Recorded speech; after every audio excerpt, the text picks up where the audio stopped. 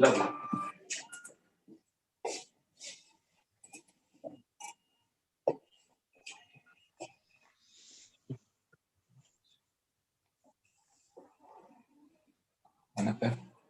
nima deydi?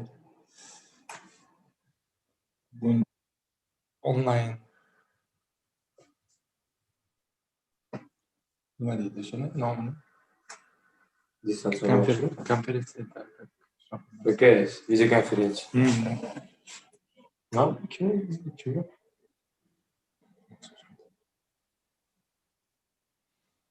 Qo'ying, ishlatib hozir.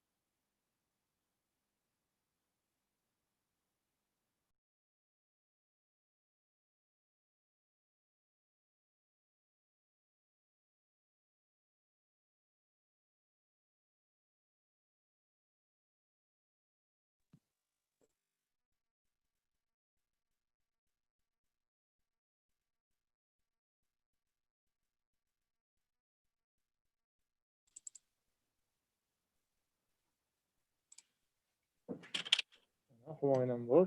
Voy, orqamdagina qolib ketibdi-yu. To'xtang, u iskusinchilik. Men uni beraman sizga. Vodorodnikini beraman. O'shani qo'yib oling. Hozir 1 minut.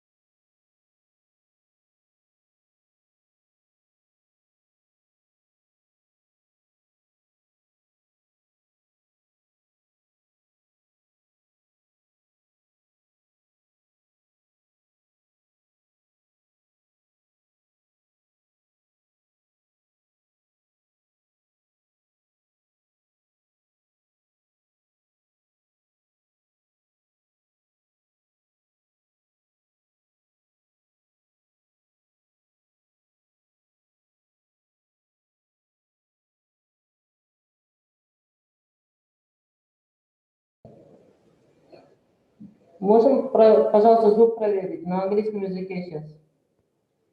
Переводчики.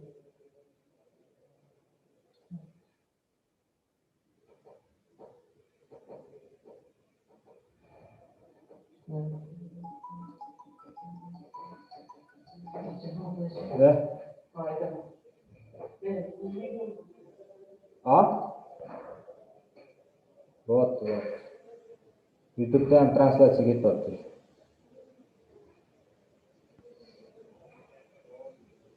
Bo'pti, telefonni qo'ymay o'tiring bo'ldi.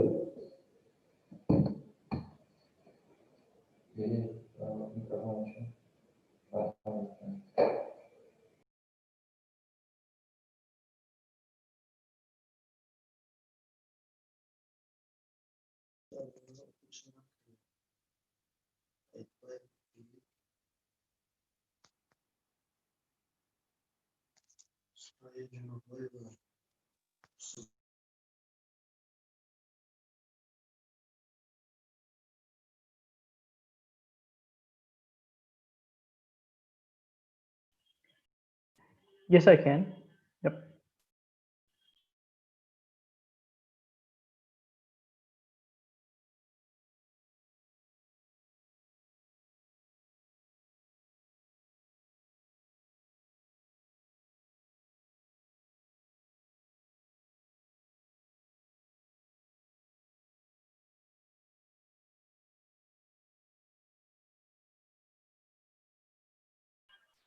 Yes, we can hear you.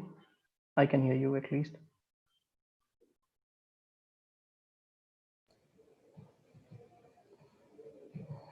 Английский, проверка. Sog'lig'iga.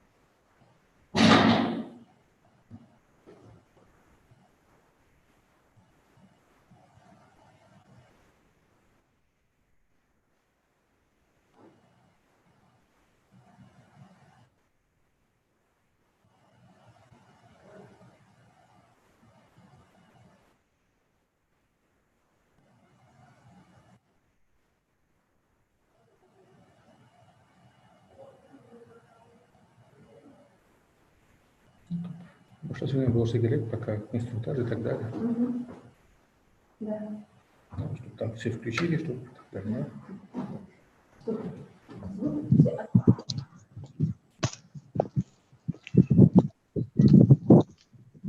Assalamu alaikum, hurmatli ishtirokchilar.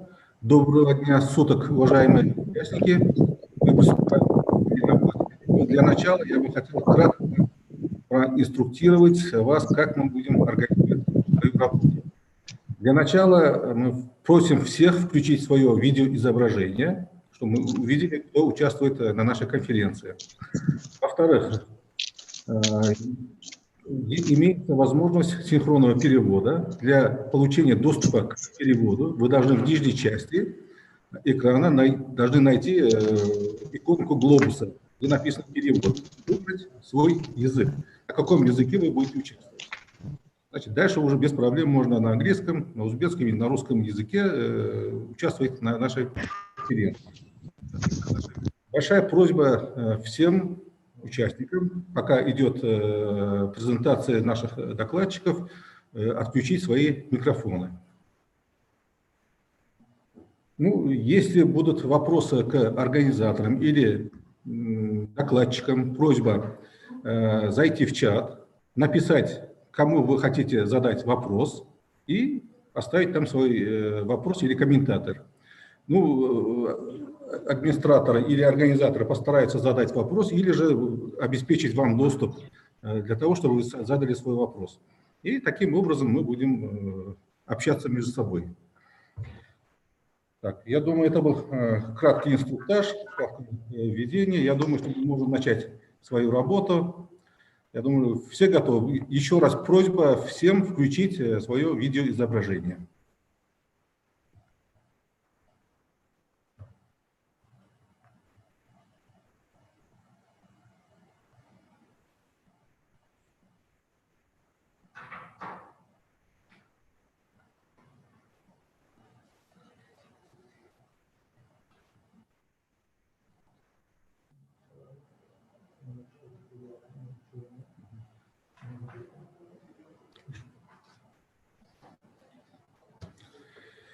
Итак, время начала нашей конференции.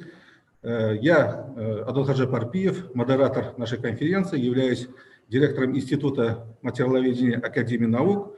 Ну, для начала от имени всех участников нашей онлайн-конференции я бы хотел поблагодарить организаторов нашей конференции, а именно Министерство инновационного развития за то, что создали нам такое условие и организовали площадку для обсуждения очень такой актуальной и научной, и практической проблемы и задачи. Очень надеюсь, что наша конференция пройдет на таком высоком уровне, с живым обсуждением докладов, вопросов, и у нас будет практический результат от нашего общения. Я бы хотел поприветствовать от имени организаторов и от имени модератора участников из Соединенных Штатов Америки, Казахстана, Российской Федерации, Венгрии, Германии, ну, естественно, наших соотечественников и многих других, которые вот даже с сих пор сейчас идет регистрация и постараются принять участие на нашей конференции. Желаю всем большой удачи, хорошего дня и хороших дискуссий. Значит, мы приступаем к нашей работе. Значит, тема нашей конференции – водородная энергетика, ее роль в развитии возобновляемых источников энергии. Тема очень актуальная, тем более, что это одна из глобальных проблем, проблема, связанная с обеспечением достаточной энергии всех сфер деятельности человека. Ученые всего мира сейчас ищут новые методы, технологии получения доступного, чистого и дешевого вида энергии. Ну, все больше ученых склоняются к тому, что все-таки это самый лучший вариант, это развитие водородной энергетики. Естественно, есть большая проблема, которая связана с дороговизной этой технологии. Ну, всем известно, что для получения одной единицы энергии водорода тратится 3-4 единицы другой энергии. Естественно, это экономически нецелесообразно. Конечно, каждый год появляются новые катализаторы, которые постепенно снижают требуемую энергию, но они тоже очень дорогие. Поэтому сейчас все ученые думают, каким же образом подойти и решить эту проблему. В Узбекистане тоже придается большое внимание. Во главе с нашим президентом уже разработан ряд таких государственных документов, которые позволяют нам работать в этой сфере. Например, уже за последние 2 года принято 3 постановления президента по развитию зеленой энергетики. В частности, утверждены стратегии перехода Узбекистана в зеленую экономику. И, естественно, вот эти все документы позволяют нам начать работу в этой сфере и проводить целенаправленные исследования по получению, хранению и транспортировке водородной энергии. В Узбекистане накоплен уникальный опыт в области получения высоких температур путем концентрации солнечной энергии. Это и является конкурентным преимуществом Узбекистана. Разработана концепция развития научных исследований в этой сфере. И Министерство инновационного развития, Министерство экономики, Академия наук являются и инициаторами, и авторами этой концепции. В настоящее время и эти министерства, и Академия наук, и в частности наш институт начинает работу по созданию, разработке стратегии, национальной стратегии развития водородной энергетики в Республике Узбекистан. Однако исследования в сфере применения концентрированного солнечного излучения для получения водорода, ну и в целом по водородной энергетике, они являются для нас новыми. К сожалению, опыт у нас небольшой, и есть такая очень большая проблема, связанная с нехваткой специалистов, ученых и специалистов. Поэтому для нас очень важно изучение международного опыта. Путем проведения конференций, семинаров мы не только обсуждаем, каким образом проводить исследования, но мы ищем партнеров для совместной работы. Министерство инновационного развития поддерживает и уже финансирует некоторые наши научные исследования.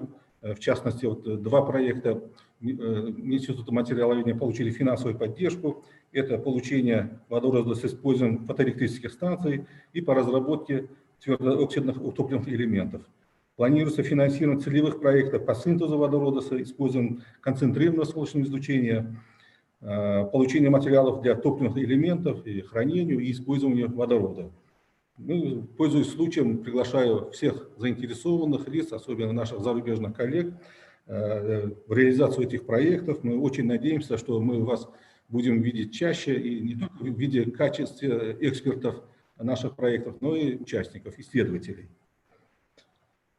Значит, основная наша задача сегодня еще раз обсудить политику, которая видится в различных странах, вообще в международном сообществе в виде для получения водородной энергетики, и какие исследования проводятся в этом направлении. И, конечно же, потом выработать какие-то рекомендации для использования уже и у нас в Узбекистане, и в других странах для развития этой сферы. Я предлагаю начать нашу работу. Я очень надеюсь, что Абдуллах Атабаев, представитель Министерства энергетики, у нас на связи. У него первый доклад «Развитие генерации на основе возобновляемых источников энергии в Республике Узбекистан». Assalomu alaykum. Hocaga rahmat katta. Prezentatsiyani boshlayman unda.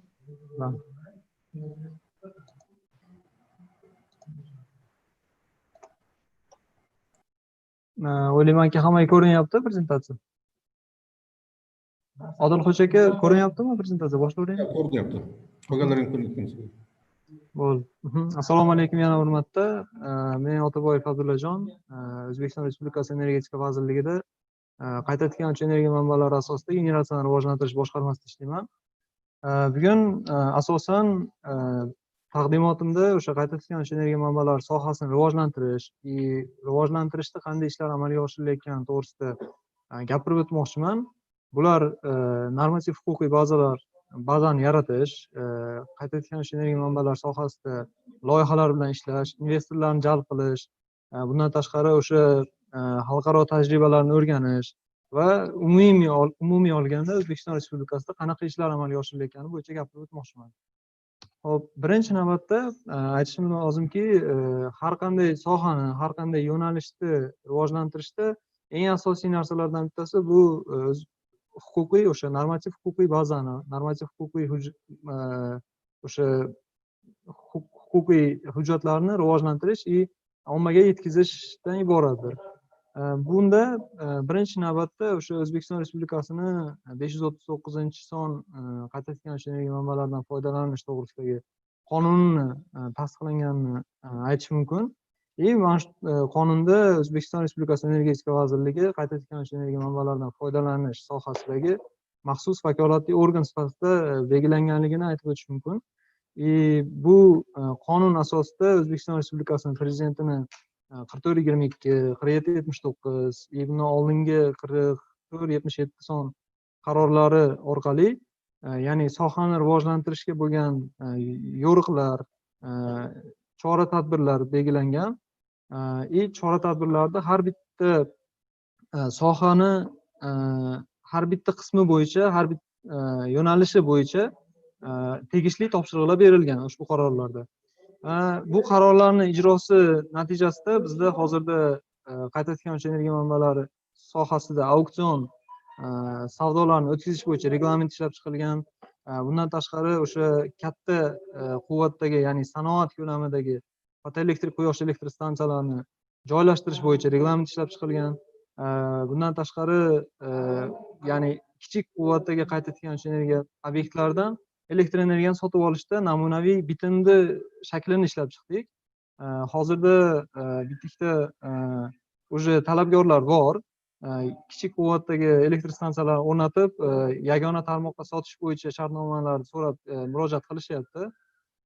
Bundan tashqari o'sha qayta tiklanish energiya manbalarini respublikada hisobini yuritish bo'yicha Vazirlar Mahkamasining 452-son qarori ham tasdiqlandi. Hozirda endi generatsiyani rivojlantirish bo'yicha butun dunyoda qanday ishlar amalga oshirilayotganini ushbu slaydda ko'rishinglar mumkin. Birinchi navbatda o'sha qayta tiklanish energiya manbalari obyektlari orqali umumiy quvvat, bularga endi o'sha fotoelektrik quyosh elektr stansiyalari, shamol elektr stansiyalari, boshqa o'sha qayta tiklanuvchi manbalar asosidagi stansiyalar umumiy 3000 gigavatdan oshishini ko'rish mumkin. Bu butun dunyoda o'sha ekosistemani saqlab qolish, o'sha yashil energetikaga o'tishga bo'lgan talabni oshayotganini ko'rishimiz mumkin. O'zbekistonda ham o'sha borada qanday ishlar amalga oshirilyapti? Birinchi navbatda Energetika vazirligini konsepsiyasi tasdiqlanganini aytish mumkin. Bu konsepsiyada va 44-22 sonli prezident qarorida ham keltirib o'tilgan. O'zbekiston Respublikasida 2030-yilga borib o'sha umumiy elektr energiya ishlab chiqarishni 25%ni qayta tiklanuvchi energiya manbalari asosida ishlab chiqarish belgilangan. Shunga ko'ra ko'rishinglar mumkin, mana shu jadvalda ko'rishinglar mumkin. Quyosh energiyasi orqali ishlab chiqarish 5 gigavat quvvatda, shamol energiyasi 3 gigavat quvvatga erishish belgilangan.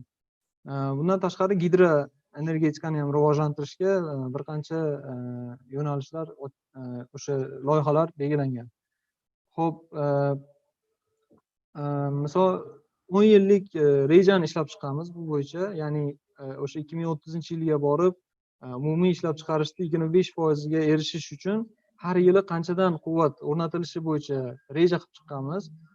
Bunga ko'ra hozirda 2022-yilga borib ikkita elektr stansiya ishga tushishi rejalashtirilyapti. 2021da oxiriga borib ikkita elektr stansiya ishga tushadi va 22-yildan to'liq ishga tushishi rejalashtirilyapti. Bular birinchi navbatda o'sha Xalqaro moliya korporatsiyasi va O'zbekiston Respublikasi hukumati o'rtasida kelishuvga asosan Scaling Solar 1 dasturi tanlovi asosida belgilangan Mazdar kompaniyasi tomonidan quriladigan elektr stansiya va bittasi Total Eren kompaniyasi tomonidan quriladigan elektr stansiyadir. Xo'p, yana qanday loyihalar amalga oshirilyapti? Hozirda o'sha Xalqaro moliya korporatsiyasi bilan Scaling Solar 2 dasturiga, ya'ni tanloviga start berilgan. Hozir saralash bosqichlari davom etyapti. E'tibor bersanglar, Scaling Solar 1 dasturida, ya'ni tanlovida 30taga bormagan, ya'ni 30tadan kam bo'lgan kompaniyalar tanlovda ishtirok etish qiziqishini bildirgan. Lekin mana уже 2020-yilga kelib ikkinchi tanlovimizda 84, ya'ni 80dan ortiq kompaniya уже ishtirok etish, butun dunyodan 80dan ortiq kompaniya ishtirok etish istagini bildirdi. Keyingi tanlovimiz hozirda mana Osiyo taraqqiyot banki ko'magida ham Sherobod, Surxondaryo viloyatining Sherobod tumanida yana 200 megavat quyosh elektr stansiyasini qurish bo'yicha tanlov e'lon qilingan. Bunda ham 50 dan ortiq kompaniya ishtirok etmoqda. Xo'p, keyinchalik nima bo'ladi? Keyingi tanlovlarimiz bu o'sha Scaling Solar 3 dasturi. Bunda energetika vazirligi tomonidan va o'sha xalqaro moliya korporatsiyasi tomonidan ajratilgan texnik mutaxassislar tomonidan Buxoro viloyatida, Olot tumanida va Namangan viloyatida bir qancha yer maydonlari hozir o'rganib chiqilmoqda. Ular natijalariga ko'ra keyingi yilda o'rtalari, keyingi yilda birinchi kvartallariga xudo xolasa tanlovlarni e'lon qilish niyatida turibmiz, rejalashtirib turibmiz. Osiyo taraqqiyot banki ko'magida ham keyingi tanlovimiz o'sha Sherobod loyihasini oldida bo'ladi. Ya'ni Sherobod bu birinchi loyihamiz faqatgina elektr stansiya qurish emas, balki yangi podstansiya va o'sha 50 kilometr uzunlikdagi yuqori kuchlanishli havo tarmog'ini qurish ham o'z ichiga oladi. O'shaning uchun ya'ni tarmoqni barqarorligini saqlash uchun ham o'sha rejalar qilib ishlanmoqda. Keyingi loyihamiz ham o'sha Sherobod 1da oldida, Sherobod 2 loyihasi amalga oshirishi rejalashtirilmoqda. Hop, bundan tashqari shamol elektr stansiyalarini rivojlantirish bo'yicha hozirda Yevropa tiklanish va taraqqiyot banki bilan birgalikda ishlamoqdamiz. Birinchi tanlov e'lon qilingan. Bu 2020-yil aprel oyida e'lon qildik. Qoraqalpog'iston Respublikasining Beruniy va Qarovzak tumanlarida quvvati 100 megavat bo'lgan shamol elektr stansiyasi uchun. Bunda ham hozir dunyoda 70 tadan ortiq kompaniya butun dunyodan ishtirok etmoqda. Keyingi loyihamiz o'sha keyingisi 200 megavat deb rejalashtiryapmiz. Bu bo'yicha hozir o'sha hududda shamol o'lchash uskunalari, ya'ni machtalar o'rnatish bo'yicha ishlar ketyapti. Bu machtalar 1 yil davomida o'lchaganimizdan keyin o'sha bitta bankable data deydi. To'liq data yig'ilgandan keyin investorlarga taqdim qilinadi va tanlov jarayonlariga start beriladi. Hop, hozirda boshqa, ya'ni investorlarni jalb qilish bo'yicha ham Energetika vazirligi va o'sha investitsiyalar tashqi savdo vazirligi bilan birgalikda ishlayapmiz. Buni natijasi sifatida o'sha Totalaring kompaniyasi bilan Samarqand viloyatida 100 megavat elektr stansiya qurish, Mazdar, ya'ni Birlashgan Arab Amirliklarining Mazdar kompaniyasi bilan Navoiy viloyatida 500 megavat elektr stansiya, shamol elektr stansiyasi qurish bo'yicha shartnomalar imzolanganini aytish mumkin. Bundan tashqari Navoiy va Buxoro viloyatlarida umumiy quvvati 1000 megavat bo'lgan ikkita 500 megavatdan shamol elektr stansiyalarini qurish bo'yicha Aqua Power kompaniyasi bilan hozir переговорlar, ya'ni muzokaralar olib borilmoqda. Bular hozir o'sha tanlangan yer maydonlarini potensialini o'rganish uchun shamol machtalarini o'rnatgan. Hozir yana 7 ta o'rnatish rejalashtirishyapti. Umumiy miqdorda 17 ta machta o'rnatishni ko'zlashgan. Hop, bu loyihalar bizga nima beradi? Bu loyihalar birinchi navbatda yillik ishlab chiqarish quvvatini oshiradi. Ko'rishlar mumkin 10,7 milliard kilovatt soatgacha oshiradi. Buni natijasida umid qilamiz 2 milliard metr kub dan ko'p bo'lgan gaz tejalishini hisob-kitob qilib chiqqanmiz. Ushbu loyihalar orqali respublikamizga, davlatimizga 3,2 milliard dollar AQSh dollari miqdorida to'g'ridan-to'g'ri investitsiyalar jalb qilish mumkin. Yana bir yaxshi tomonidan bittasi, bizaga mana shu investorlarni kelishi orqali respublikamizda xalqaro malakaga ega mutaxassislarni yetishtirib chiqarish mumkin. Ya'ni investorlar keladi, O'zbekiston Respublikasini o'sha respublika fuqarolarini tayyorlaydi. O'sha shamol elektr stansiyasi qurish uchun, quyosh elektr stansiyasi qurish uchun tayyorlab, o'zlari ishlatib, o'sha mutaxassislarni tayyorlaydi. Endi bizda hozir vodorod energetikasiga bo'lgan talab rivojlantirishimiz kerak bo'lgan narsa. Именно biza uchun o'sha yagona tarmog'imizni barqarorligini ta'minlash uchun kerak bo'ladigan soha. Misol uchun quyosh elektrostansiyasidan ishlab chiqarilgan elektr energiya kunduzgi paytda ishlab chiqarilsa, bu ya'ni talab yo'q bo'lgan paytda ishlab chiqarilganda buni yo'naltirish mumkin vodorod energetikani rivojlantirishga, ya'ni vodorod energetikasini ishlab chiqarishga. Keyinchalik uni uzoq muddatga saqlash mumkin va o'sha tizimni barqarorligini saqlash mumkin. Qisqa qilib tezroq gapirishga harakat qildim. E'tiboringlar uchun rahmat. Savollar bo'lsa, bemalol murojaat qilishinglar mumkin. Sizga katta rahmat. Особая благодарность за то, что за вашу пунктуальность, так как сейчас это очень важно, тем более мы тратим такой эфир и время, тем более такой широкий круг наших участников. Еще раз большое спасибо. Мы все знаем, что Министерством энергетики проводится очень большая, крупная работа, я бы сказал, работы по обеспечению стабильной энергии всего Узбекистана, и тем более стоит вопрос экспорта этой продукции. То есть у меня было некоторое беспокойство в том, что у Министерства энергетики в десятилетнем плане нет водородной энергетики. Это для нас, конечно, очень большой сигнал, что мы повысили свою активность в этом направлении, но в конце своего слова хорошо, что вы сказали, что все-таки у вас планы имеются, и очень надеюсь, что в очень скором времени наши ученые будут предлагать свои разработки и результаты своих исследований. Как мы с вами договорились, у нас отдельное время для вопросов и ответов, а у кого есть вопросы, пока можете писать в чат. Я приглашаю для следующей презентации, для следующего доклада господина Акеш Джейн, который является консультантом компании Tetra Tech USAID из Соединенных Штатов Америки, с докладом «Привлекательные зоны возобновляемой энергии в Узбекистане». Также хотел напомнить, что, господин Джейн, у вас 15 минут для презентации доклада. Пожалуйста.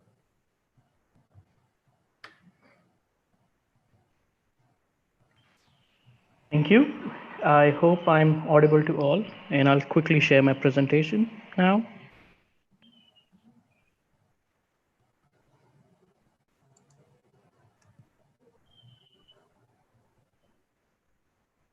And I hope everyone can see my presentation. So yes, good afternoon, everyone. My presentation will focus mostly on an approach that has become popular for attracting investments in a specific class of innovative technologies, namely wind and solar power. And so I'll primarily talk about two aspects here. One, the need for something called RE zones in attracting investments to the renewable energy sector. And second, the work that has been done by the USAID's Power the Future project. And this was developed, and this project has developed a methodology for RE zones that is specific to Uzbekistan. And before I go further, just to clarify, I'll be using renewable energy zones and RE zones interchangeably. They mean the same thing. Okay. And also, I want to acknowledge the work of all team members in this project, and it includes members from NES, the National Electric Services, Network Services, the National Dispatching Center, NDC, also CDC Energia, the Coordination Dispatch Center, and also members from Ministry of Innovative Development and Ministry of Energy. Okay.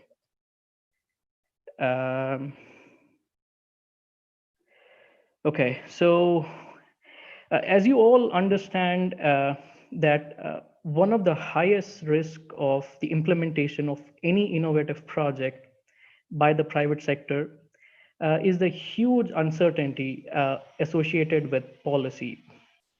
And here, when I talk about innovative projects and technologies, I'll restrict myself to renewable energy.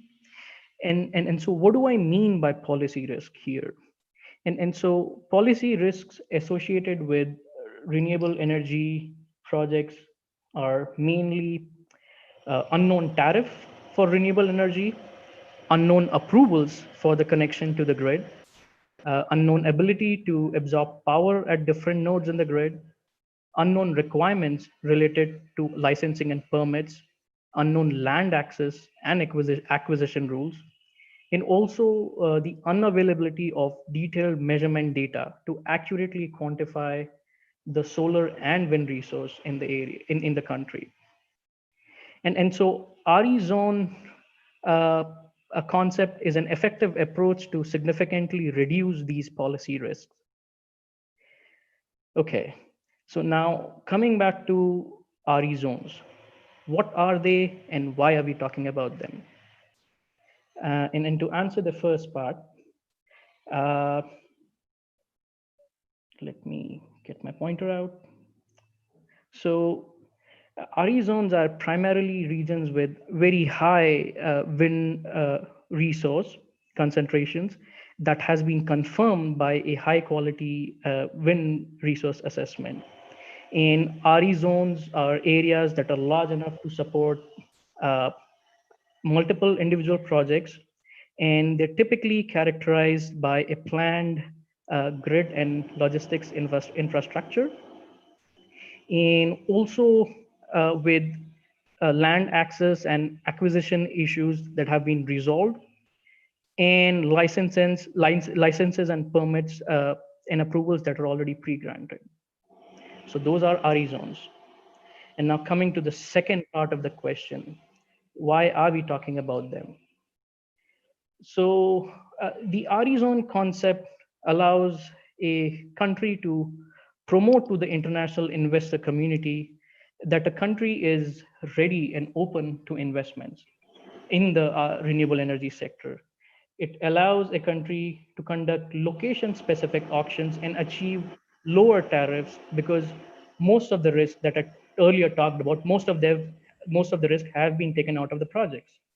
And it also allows a country to achieve its renewable energy targets in a timely manner, as opposed to long pipeline of projects that are there in a queue.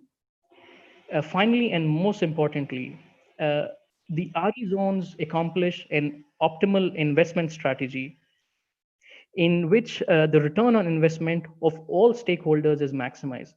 And when I talk about stakeholders, I'm talking about the renewable energy plant owners who are actually investing hundreds of millions of dollars in the plant, the transmission company who is going to invest in the capacity expansion of the grid, and the government who is going to invest in the creation of logistic infrastructure, and who is also invested because it's providing land for the project. And in the end, the consumers of electricity directly benefit from this because they now have access to clean energy, which is available at lower prices. And so all these objectives listed on the left side are met. And so one perspective on the RE zones is to view it as kind of an early investment by the government, where it's playing the role of a provider of initial capital.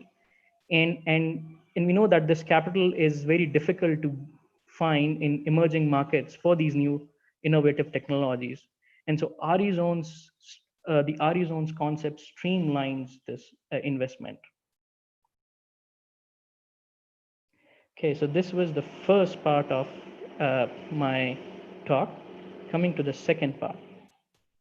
And so now I'm going to talk a bit about the methodology that has been developed to identify and rank RE zones in Uzbekistan. And the RE zones were assessed on 4 parameters: resource density, constructability, distance to the nearest transmission node, and also on their overlap, if there's an overlap with a protected or an environmentally sensitive zone. Now, resource density is basically a measure of the resource concentration, and this data was obtained from ESMAP's Solar and Wind Atlas. And ESMAP, just to inform the audience, the ESMAP is a World Bank project for mapping the renewable resources. And the available land area was used as a measure of power potential.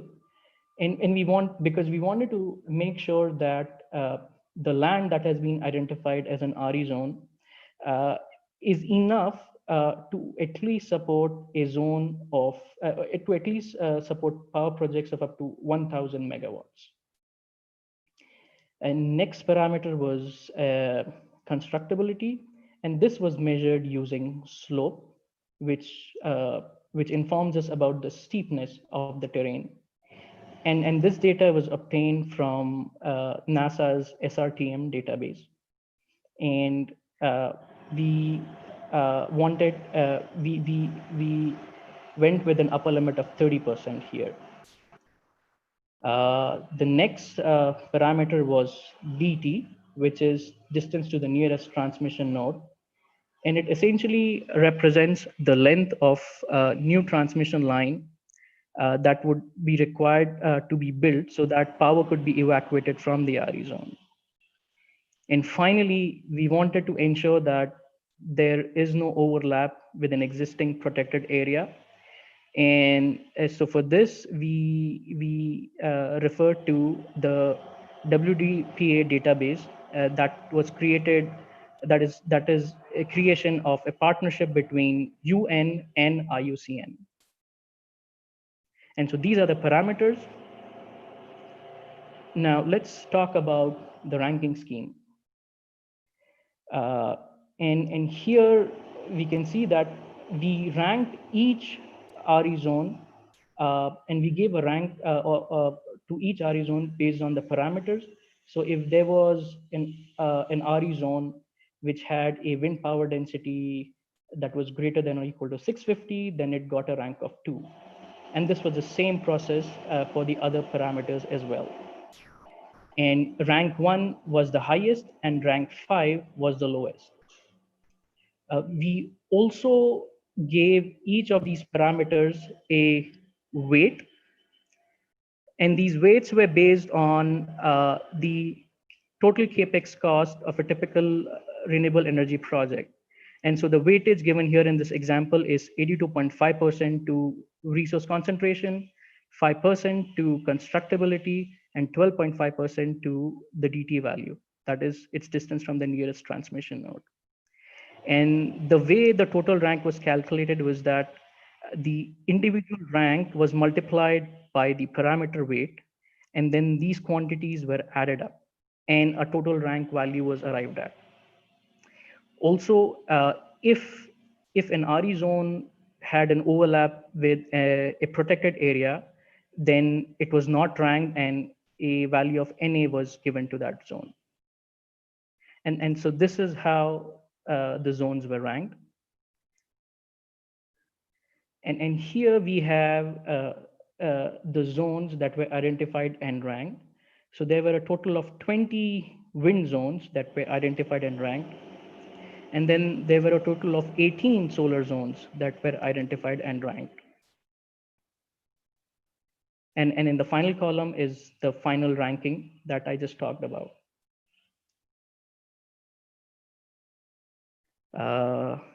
And here in this slide here shows the zones, the wind zones that were identified. And so the top zone that was identified was Karakal Pakistan 1 in the western region. At rank 2 was Sirdaria 21 in the eastern part. And then at rank 3 was Nawai Bukhara 13 in the central part of the country. So these are the wind zones. And then these are the identified solar zones. And so the top ranking zones, and in here, the top ranked zones were combined. And this was done to ensure geographical diversity. Because if we would have just gone with the top 3 ones, we would have ended up with 11A, 11B, and 11C, which are all concentrated in this area. And so we consolidated 11A and 11B and 11C and 11D. And again, this was done because these zones are neighbors and they have identical ranks, parameter ranks. And so they also have an identical total rank. And so we have 11A plus 11B ranked at 1, 11C and 11D ranked 2, and then Navoid 10 is ranked at number 3. So Navoid 10 is right here. And so these are the solar zones. And here is a summary of the results that I just talked about. This has the top 3 zones, wind and solar, and also a brief description of what are the characteristics of those zones. And so, for example, if you're talking about the top ranked solar zone, we can see that it has very high solar resource. It is located in a flat terrain, and also the distance to the nearest transmission node is quite less.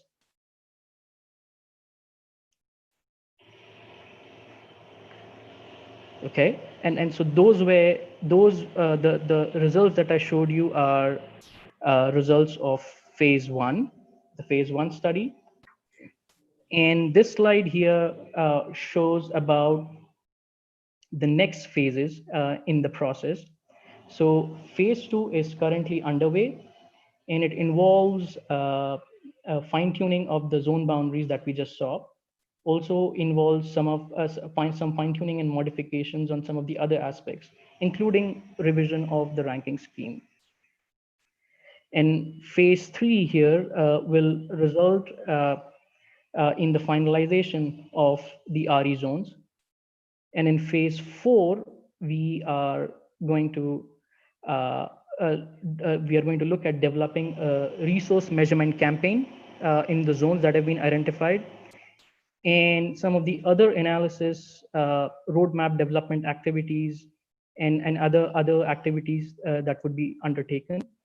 And the end of phase 4 will result in hopefully in the auction, or well, not the auction, but it will end in the auction. Well, it should prepare the grounds so that auctions can take place, and that is the idea. And so, as you can see, that there is a lot of effort that has already gone in, and then a lot of effort that will further go into this process. And the successful completion of the last phase, as I said again, would suitably prepare the groundwork for the auctions, and this process would signal the proactive intent of the government to attract private investments in the RE sector, and also to sustain this intent by further pushing for higher renewable energy penetration in the grid. And yes, that is my presentation for today, and I'm happy to answer any questions after all the presentations. Thank you.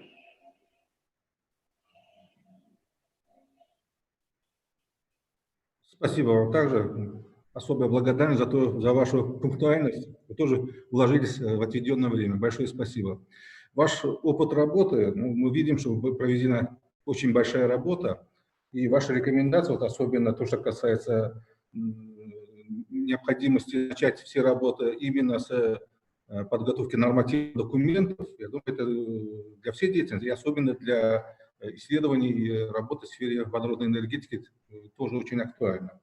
И вот ваша работа, проведенная по ранжированию зон для возобновляемых источников энергии, вот это тоже очень вызывает большой интерес. Я думаю, что вот во время дискуссии мы с вами обсудим еще некоторые вопросы. Спасибо большое. Я приглашаю для доклада господина Тибра Келиси, представителя международного кластера Arch Engineering из Венгрии. Доклад называется «Водород как ключевой элемент энергии будущего». Пожалуйста.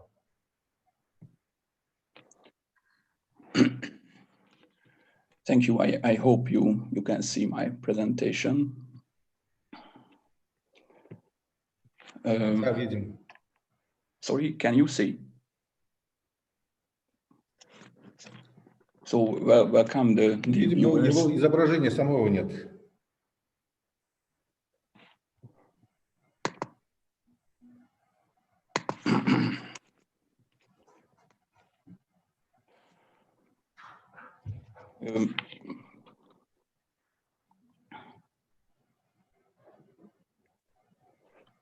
Can you see the presentation, please?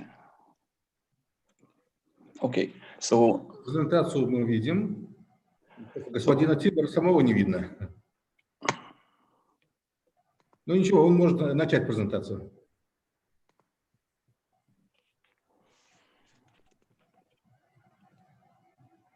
sorry. Okay. So welcome, the dear viewers. I will talk about the hydrogen as the basic unit of the future energy. And firstly, a brief history of the development of hydrogen fuel cells. Sir William Henry Grove, British inventor, commissioned the very first hydrogen fuel cell in 1839. His experiments in this presence of electrolyte eventually led to the apparatus that is known as the fuel cell. Scientists had seen from the beginning that they had faced numerous technological problems due to the technical advancement of the age.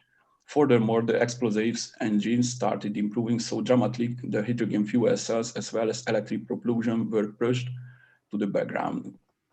As a side note, it's worth mentioning that the first non-unique electric car was not just designed, but also used and driven by Henry Ford around 1890s. Interestingly, even they recognized the exact same problems that they have to deal with now, which are short driving range and slow charging and way too heavy batteries. Sorry, but I can't, okay. The breakthrough happened in the late 60s, 1959, when the first fuel cell vehicle was introduced by Harry Carr Eyrig. To demonstrate his groundbreaking experiment, he connected more than 1,000 fuel cells and created a 15 kilowatt electric motor, and so he managed to build a working 20 horsepower fuel cell powered tractor. For a long time, the usage of hydrogen fuel cells and batteries were similar. In the late 50s and the early 60s, however, its interest toward fuel cells seemed to be renewed. At that point in time, NASA was looking for some sort of power solution of their manned aircrafts. NASA started sponsoring the development and practical usage of functioning fuel cells. Eventually, these efforts have led to the development of the first proton exchange membrane fuel cells. While NASA was doing its own research in the 50s, scientists made some modifications on the original fuel cell designs. In the early 60s, under NASA's supervision, the company called Pratt & Whitney further developed this technology, which means that they were able to deliver fuel cells to the Apollo spacecraft. The AFCs has seen been widely used system in most space mission programs for now too. During the 80s, various applications of fuel cell technology emerged. One of the areas was car manufacturing. The technological breakthrough of the decade was, however, when in 1993, an actual fuel cell was used in a vehicle. To be more specific, a Canadian company's Ballard's fuel cell were installed into a vehicle. Jumping back in the present today, Toyota has the highest number of mass fuel product cars. Continuous research helps this technology to become more and more affordable. This means that nowadays the price and operation of battery-powered and hydrogen cell-powered vehicles are comparable, even though there are many countries where only the battery-powered cars, their infrastructures receive direct support from the government, such as publicity-funded charging stations. To sum up, it goes without saying that the fight between battery-powered systems and the hydrogen fuel cells has begun. As we have already talked about this, the hydrogen fuel cell system is gaining more and more popularity and use, especially in the automotive industry. The system has a huge advantage over battery-powered units, mostly because of its weight and energy storing capacity. Being more specific, its energy storing capacity is 33.33 kilowatt-hour per kilogram compared to the most advanced batteries, which have only approximately 0.158 kilowatt per kilogram. Therefore, this is rather obvious why manufacturers have not given up on hydrogen cell technology. Let's have a look at the next 3 to 5 year cycle. The predictable rate of development for battery cells is approximately 20%, which means the storing capacity is going to increase to 0.189 kilowatt per kilogram. Let's say theoretically, if hydrogen fuel cells would not develop at all, they could still store 176 times more energy than lithium-ion batteries. Based on what we have discussed so far, it's now absolutely clear that the hydrogen cells capacity is way ahead of the battery cells. We have been polluting our world with creating and using an inefficient energy. By analyzing the car industry further, it would be extremely important to understand that electric cars certainly have a very high marketing value, and if it is paired with a great vision, the public can see something very attractive. At the same time, however, everyone should know that this technology cannot be considered as the most advanced one, and it causes serious environmental damage on a daily basis. According to the manufacturers, all parts will be recycled, but this has not yet been seen. One of the main problems is that each new passenger car requires 400 to 600 kilogram battery, or trucks 1 to 3 ton, which seems to be a massive and dangerous waste. It is hard to believe that all the parts are being and can be recycled, even though many believe that electric cars are green. Unfortunately, they are not. We often hear about the rapid growth of renewable energy, but the truth is that globally only 13% renewable energy is generated, and in less developed countries, it's only 10%. Consequently, it may not be too difficult to see that making more and more electric cars will not solve the problems, because these cars require regular charging from the local electricity network. And as we have seen just before, the energy is generated by burning fossil fuels. Furthermore, if we look at the OECD countries, it is obvious that the renewable energy production is unable to keep up with the huge demand. Needless to say that the situation is even more dire in the non-OECD countries. In addition, the energy infrastructure only in the most developed countries can keep up with soaring demand.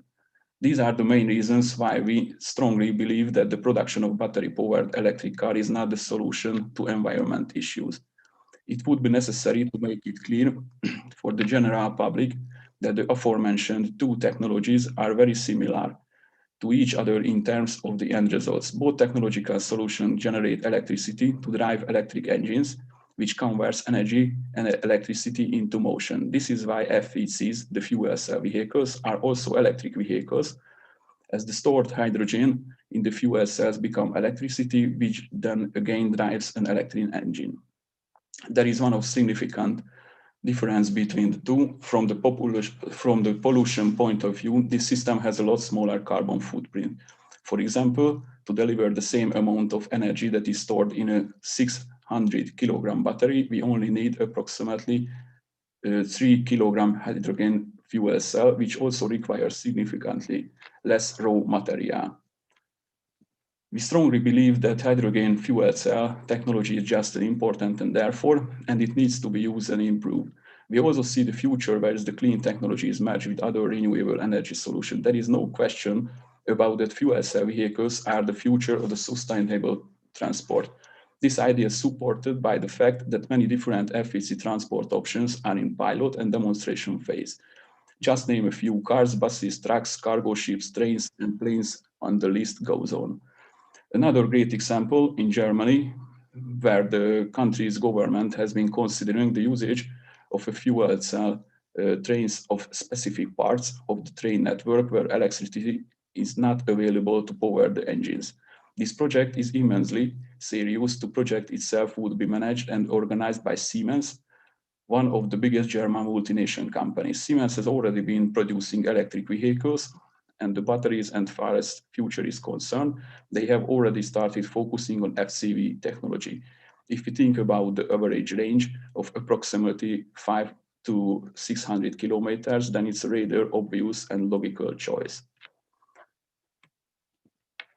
We have to see that the battery have a very high power to weight ratio. The more power they store, the heavier they are.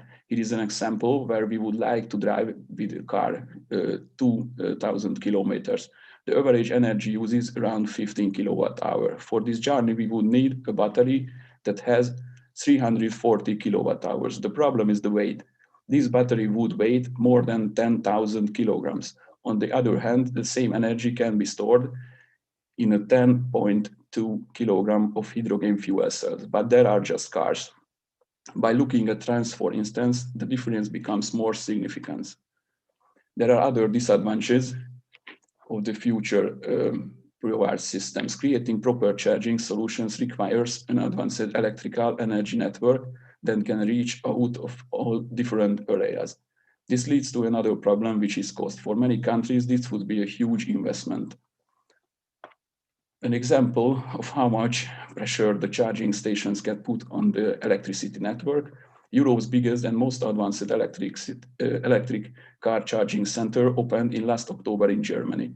Unfortunately, however, the advanced Germany electricity network could not withstand the pressure, and so they needed to install accelerator batteries to provide the extra energy. Apart from that, the center also uses additional wind and solar energy from nearby energy farms. The maintenance of these electrical networks is a huge cost to countries. Considering the size of countries, the size of the areas where electricity is only passed through is also larger. But because the number of electric cars is also growing in almost every country, it has become necessary to extend and to improve these networks with regular charging stations. That is, way more and more non-profitable network has to be built. The world's demand for electricity is also growing as more electric vehicles run on all roads. But there's a massive problem. Big part of this additional energy demands is generated by using fossil energies. There are various renewable systems, but only the hydro system are able to run 24 hours a day. Solar and wind power farms can only operate during the day, resulting in energy shortage and night. Additional problem that electric cars are usefully charged during the night exactly at the same time when energy shortage occurs. It is also worth mentioning that the energy consumption of an electric car is approximately the same as the energy consumption of 5 family of 4 in an OECD country. By connecting one car into the electric system, it's like adding 5 new households to it. It is clear now that the overall household consumption is about to change, but renewable energy production cannot cover this need. Hence, the negative environmental effect will continue to increase. As we mentioned earlier, easy to install wind and solar power plants cannot operate during the night. That is why we have to come up with some kind of solution. This has led us back to the German example. Germany produces excess green energy during the day, but at night it needs to import from energy generated by fossil power plants. It happens mostly because even though there is extra energy created during the day, and the country does not have the possibility to store it. Sure, there are attempts to solve this problem, mostly with battery parks, but we cannot say that are efficient considering their size and the materials used, only according to battery manufacturers. There are 2 possible solutions to this problem. On the one hand, hydro production needs to be prioritized as much as possible. On the other hand, the development of hydrogen fuel and its storage capacity is paramount. This is the field where we're researching in collaboration with the company Tungsram. For example, Norway's electric sector is 96% based on hydroelectricity, but the country thrives on excellent environmental conditions. They have large mountains, rivers, and sea. For that reason, they have energy ready available, and they are able to control the exact amount of energy that they need. Unfortunately, though, not every country has the same environmental advantage. Many countries have sea, but the mechanical energy is still unused. The reason behind it is that the apparatus can drive energy from the sea is extremely expensive.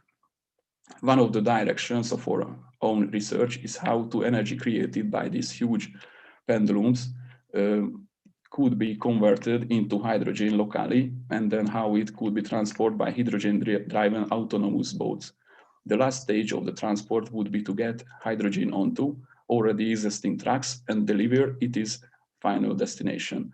On this sea island, wind farms and solar farms would also operate, which means its energy production capacity could be further increased. This mini hydrogen ecosystem, since all the system run only on hydrogen, would leave a minimal environmental footprint, but it's not all. As an end result of this sustainable system, we would be able to extract transportable fuel that can store huge amounts of energy with minimal weight. Our idea is that these kinds of islands could generate hydrogen fuel on the sea surface by local electrolysis process. The most important part of our concept is to create transportable energy, which also can be stored in large quantities, and that is why during the whole process, the amount of energy generated by our system becomes predictable. On the other hand, neither wind nor solar energy can be predicted, and the result is only an average energy production. To overcome this issue, the capacities need to be overscaled. Our research has also been covering what is the most efficient way to use the surplus from solar and wind energy. If a country does not have connection to seas or oceans, then we would not plan to produce fuel by using their fresh water. Instead, when it comes to cities, for instance, it is possible to transfer the city's surplus energy through a special material into the atmosphere where this energy could clean the air, and then at the same time as a byproduct, hydrogen fuel could be generated. Of course, the whole process is a lot more complicated, but the most important thing is that by using already created surplus energy, we can create two products at the same time. In summary, it creates real and usable hydrogen fuel, and second, it extracts greenhouse gases from the air, among other things which has specific volume and can be used in carbon emission trading. What this actually means is that purified air can be exchanged for money. There is another possible use of surplus energy, which is generated in the cities. The extra renewable energy could be sent into industrial complexes because industrial gas emissions also contain some form of hydrogen. Therefore, our so-called island solutions could be built and installed in close proximity to these complexes, and so our clean energy system would be able to produce hydrogen fuel, but without using fresh water. Excuse me, we have just 1 minute. Okay.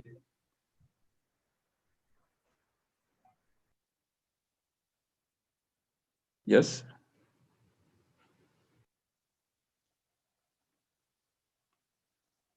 Can I continue? Да, можно. У него 1 минута осталась.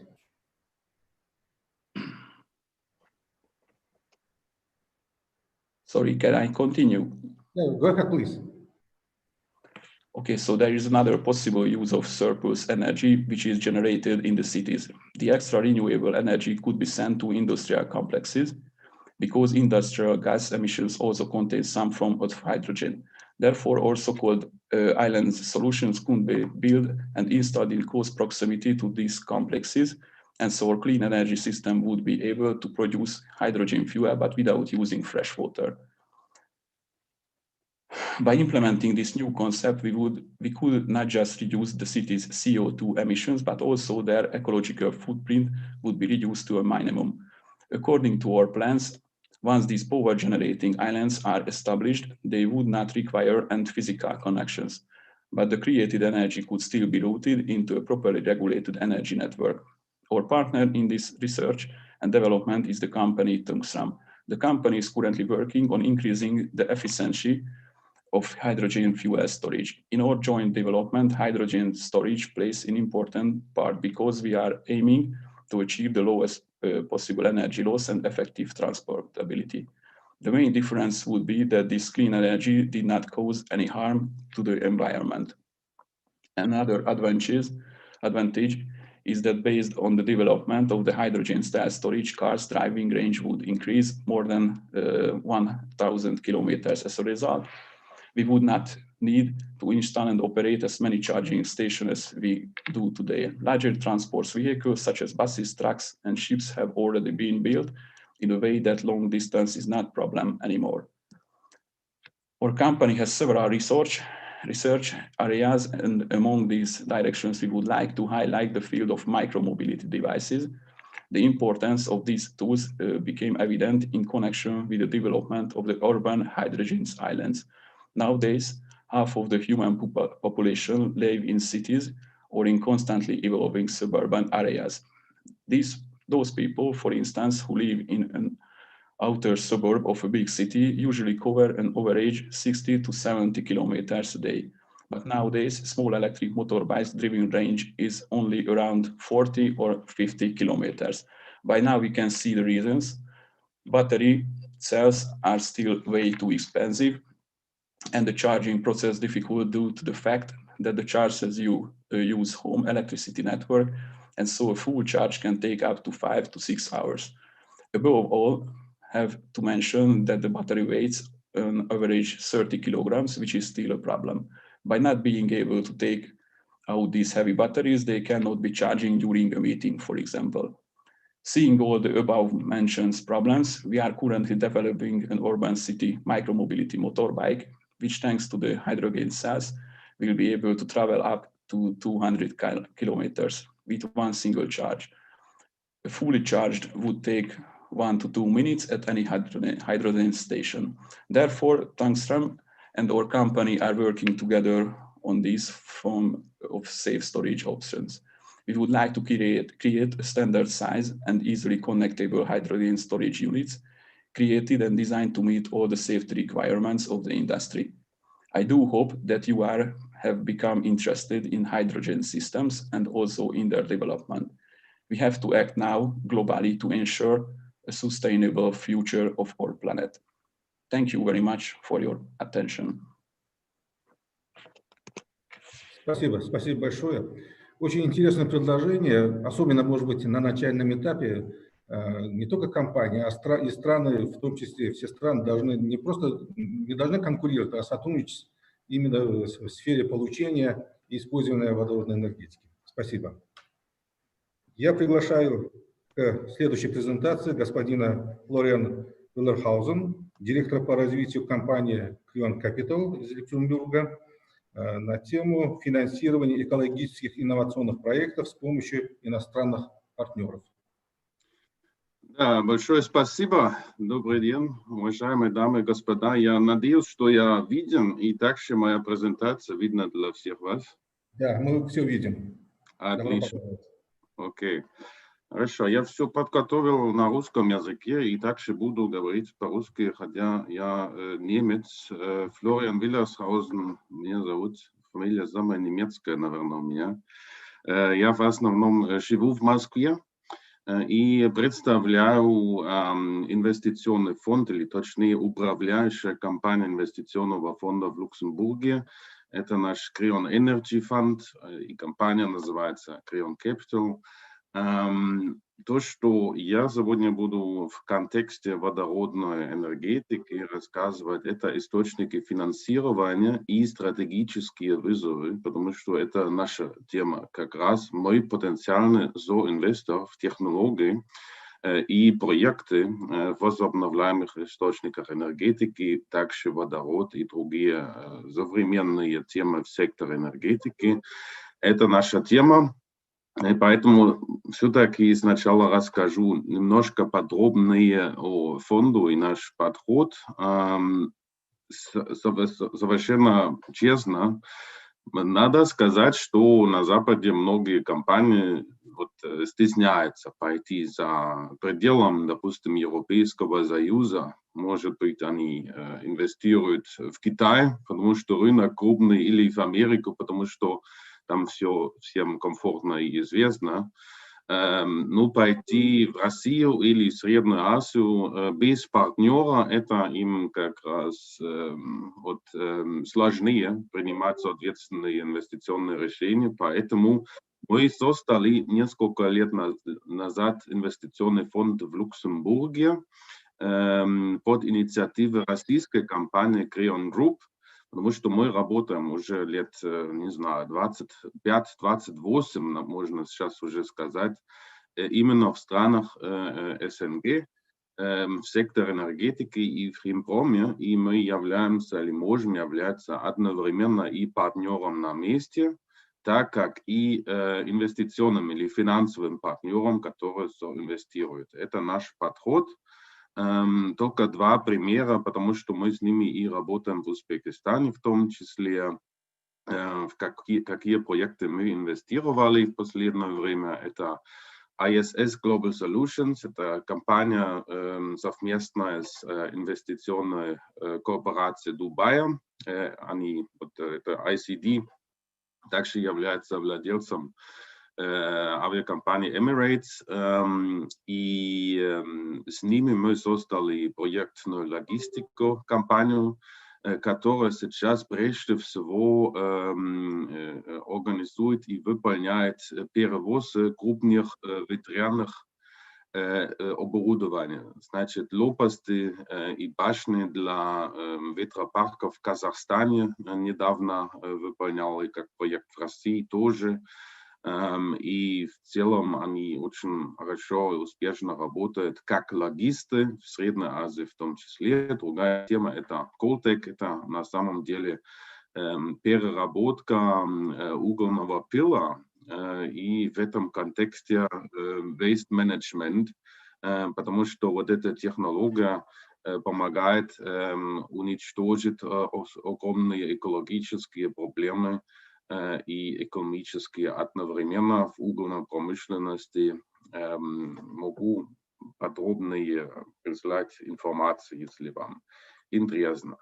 Так что это уже рассказывал мой одновременно партнер в проекте, участвуем в управлении проектами и также соинвестируем с партнерами и структурируем наши инвестиции через Люксембург, чтобы эвалюацию повысить совместных проектов и привести или привлечь из Запада также капитал для развития проекта, в том числе и депт.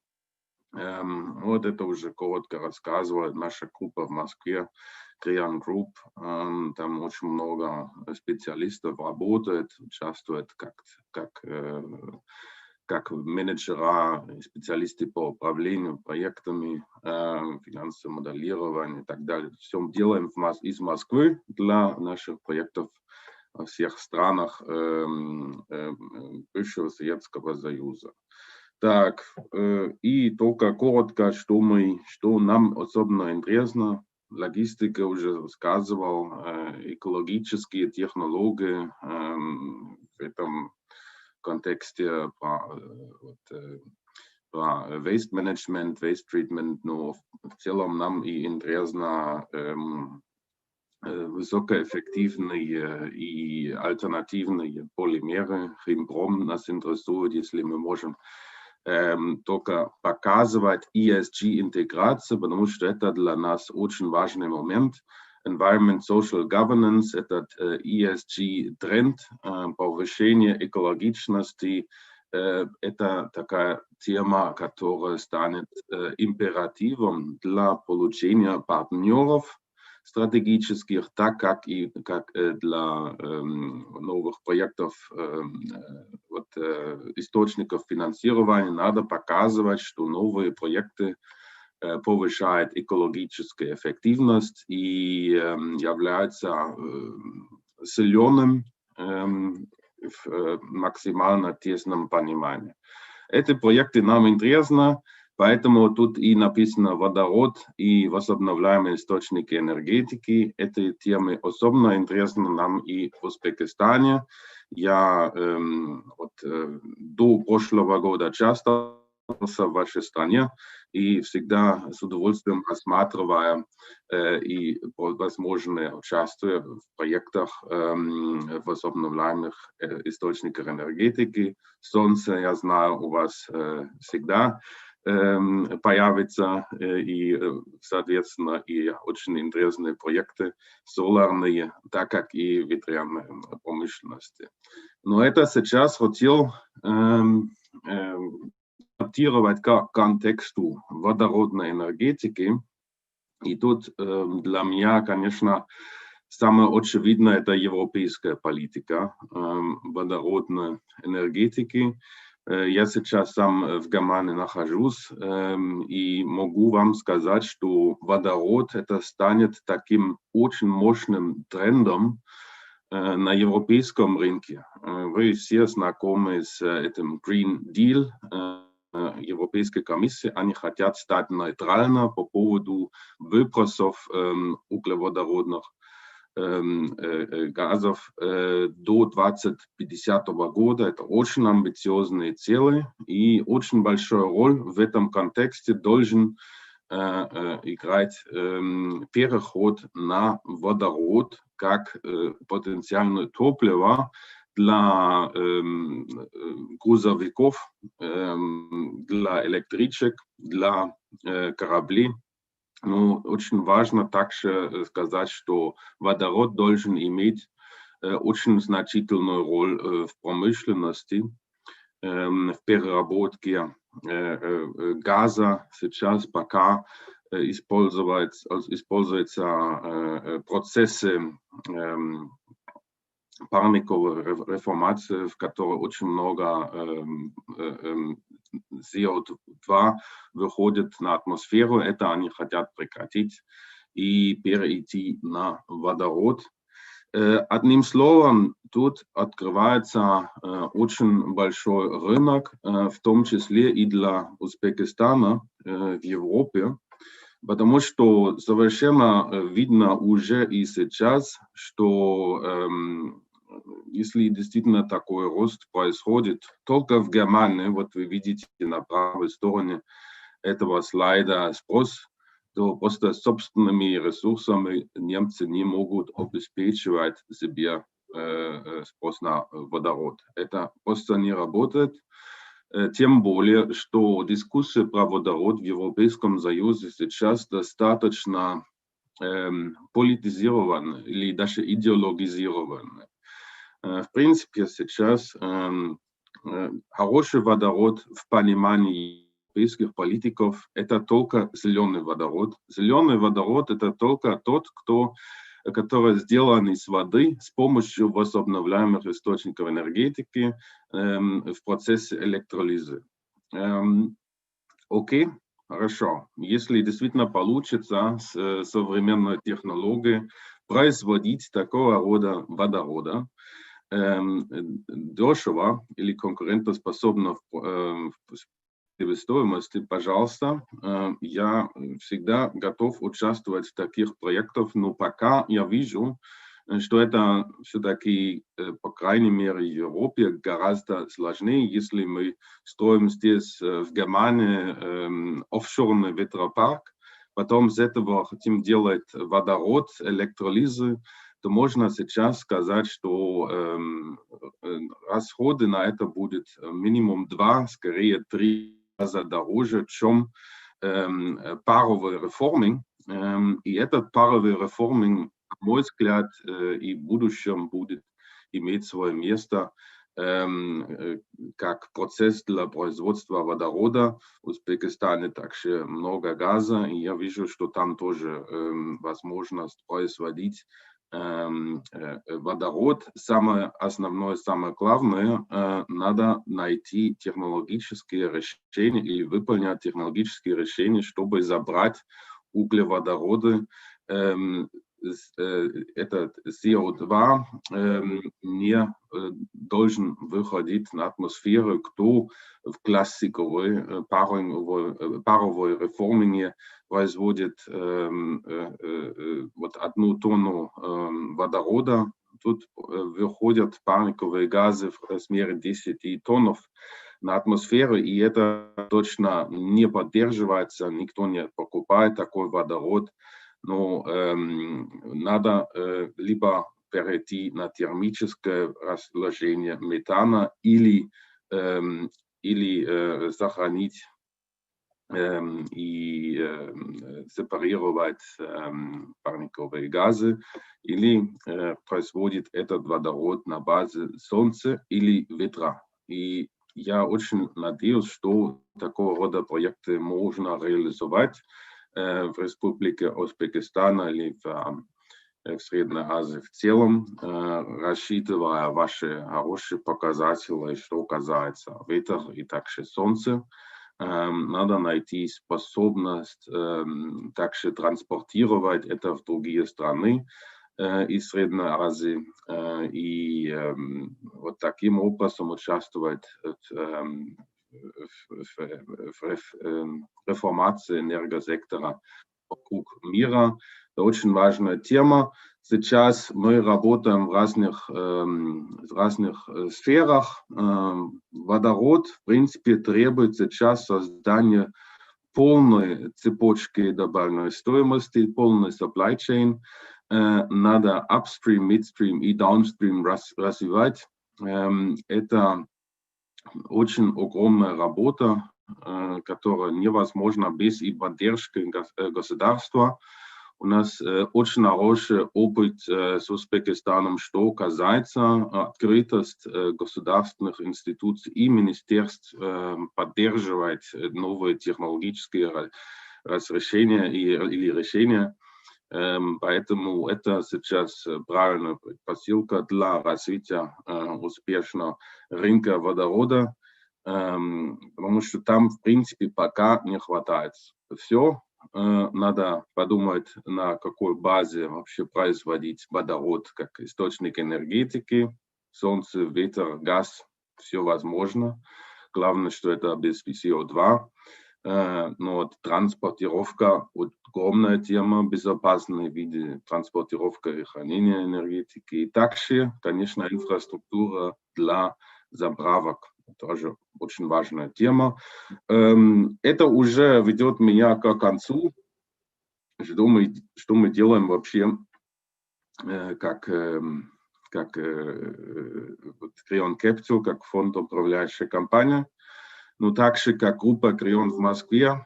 Здесь видите, что мы очень тесно работаем именно с немецкими компаниями, немецкими технологиями, и также с итальянцами, потому что у нас предстоящий проект на Тоскане, мы также рассматриваем сейчас строительство водородной установки.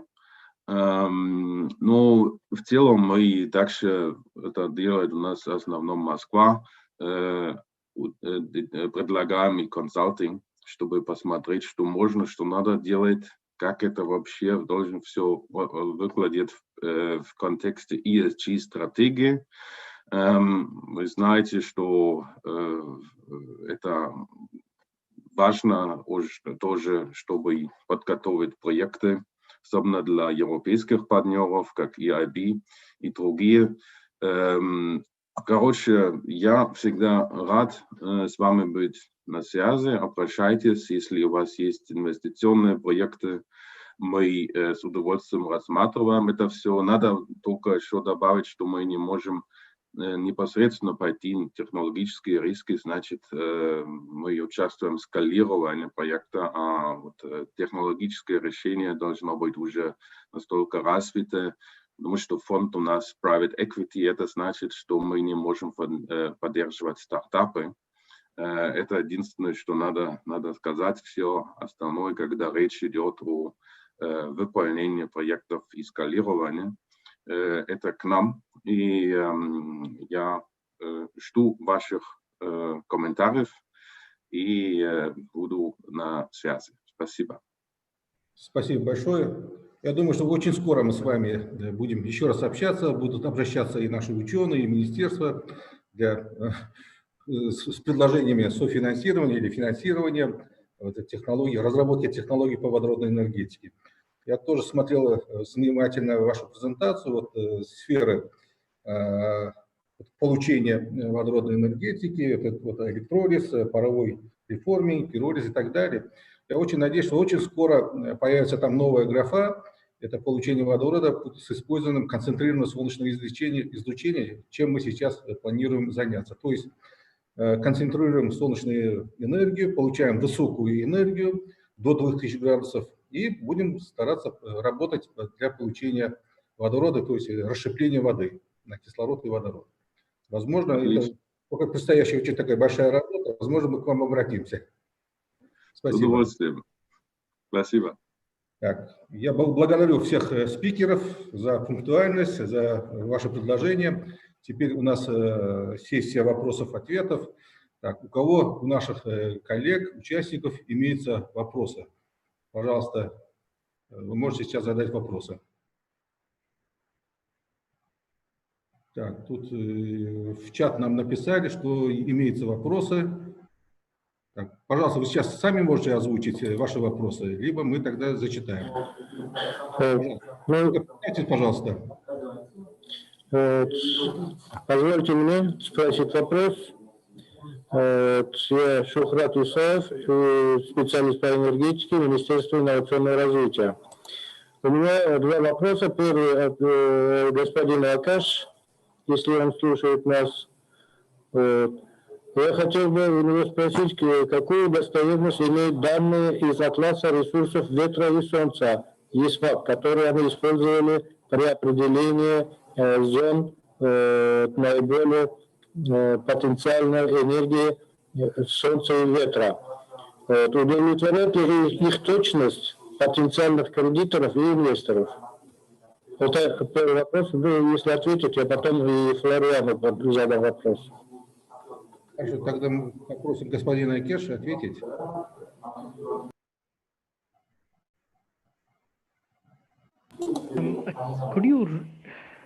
Could you repeat the question? So it is the question regarding ranking of the zones?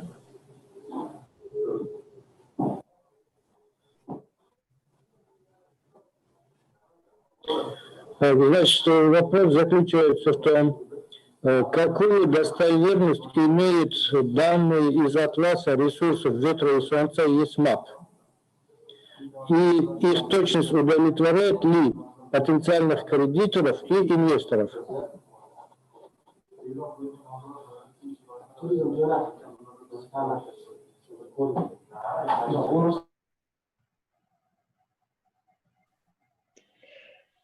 Okay, I understand the question. So the maps, the resource, the identification of the zones were done based on SMAPs atlases, and it can act as an attraction for the developers, but this is again just a desktop analysis right now, and to actually and this is again just a phase one work. So to actually finalize the zones, I think some further work is required, and for example, we need to incorporate some of the we need to look at some of the transmission issues, and also further down the line we'll also need to look at some of the logistic issues and take those into account as well. And so there is still some further work that needs to be done before we can actually finalize the zone and say that, okay, see, this is an attractive area where the development should happen.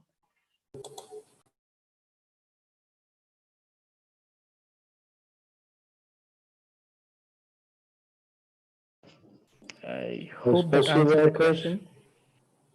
Да. Спасибо, Акаш. Теперь следующий вопрос к господину Флориану. Вот, я хотел бы вас спросить, если есть у вас такая информация, есть ли данные, проведены ли исследования по определению уровня потерь водорода при транспортировке по трубопроводам? Если да, каковы результаты этих исследований? Вы имеете в виду в Европе или в Узбекистане, или в каком регионе? Нам известно, что в Северной Европе уже используют водородное топливо, их транспортируют по трубопроводам, которые предназначены для передачи метана, там, природного газа. И сейчас это используется для транспортировки водорода. И в связи с свойствами водорода, какие там могут быть потери, проценты, там, вот этот вопрос интересует. Сейчас действительно идет исследование, там Karlsruhe институт технологий участвует, так как и Газпром, и их партнеры в Германии и в Австрии, это OMV, и Uniper, и Wintershall. Речь сейчас предварительно идет о добавке 7% водорода в трубы, газопроводы из России в Германию. Ну, конечно, это требует также, чтобы потом организуется инфраструктура для дальнейшей переработки водорода с газа уже в немецкой стороне. Я думаю, что это вполне возможно, как добавка пока. Я не вижу необходимость сейчас вот думать о полном переходе газопровода на типа водородопровод, потому что сейчас спрос такой региональный. Конечно, он растет. Но сейчас то, что мы видим, особенно в Германии, что многие города покупают электрички на базе водорода, в частности и с финансированием государственных структур. Эта тема очень интересная, на мой взгляд, потому что такие электрички есть.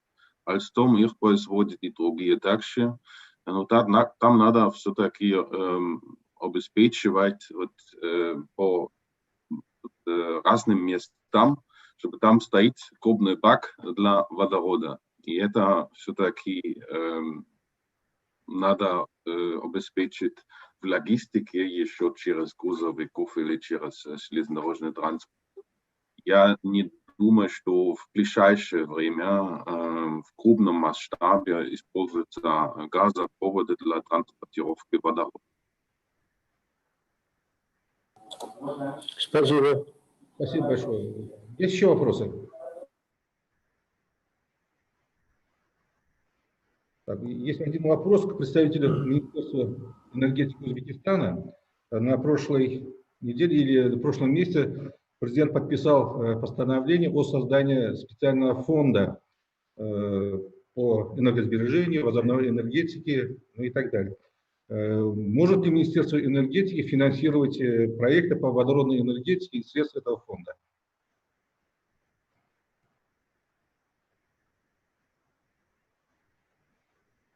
Ovozingiz yo'q bo'lsangiz.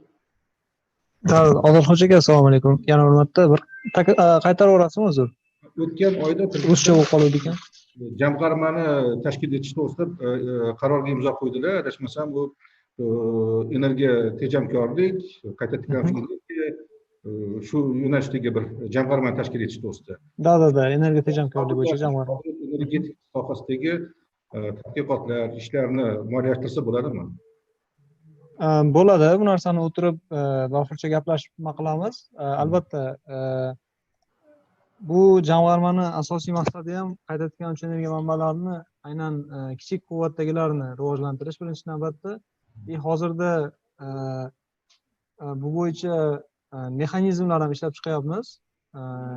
Misol uchun olis hududlardagi joylashgan uylarga, qishloqlarga o'sha quyosh fotoelektr stansiyalarini o'rnatish va kollektorlarni o'rnatish bo'yicha mexanizm ishlab chiqyapmiz. Именно o'sha fondni qaysidir qismidan moliyalashtirish bo'yicha. O'ylaymanki, kelajakda o'sha vodorod energetikasiga ham o'sha fonddan tatbiq etishga harakat qilamiz, albatta. Ishlab chiqamiz. Есть еще вопросы, предложения? Ну, мы договорились с вами, что вообще-то можно писать в чат. Мы с удовольствием ваши вопросы или предложения передадим нашим спикерам или администраторам. Спасибо большое. Мы завершили первую часть нашей конференции. Можно вопрос задать? Спикеров. И мы тогда, с вашего разрешения, приступаем к следующей части нашей конференции. Вторая часть это посвящена исследованиям, инновациям в получении зеленого водорода. Первым здесь выступает господин Прамод Джайн, консультант региональной программы энергии будущего агентства USAID. Доклад называется «Будущее водорода в качестве резерва энергии». Здесь тоже регламент 15 минут. Очень большая просьба спикеров придерживаться этого времени. Пожалуйста.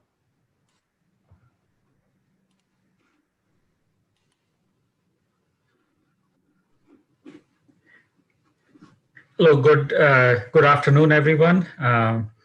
Let me start off by, actually, I think I'm sharing the Russian version of the presentation. Let me stop this and bring up the, I'm sorry, I was sharing the English version. Let me bring up the Russian version.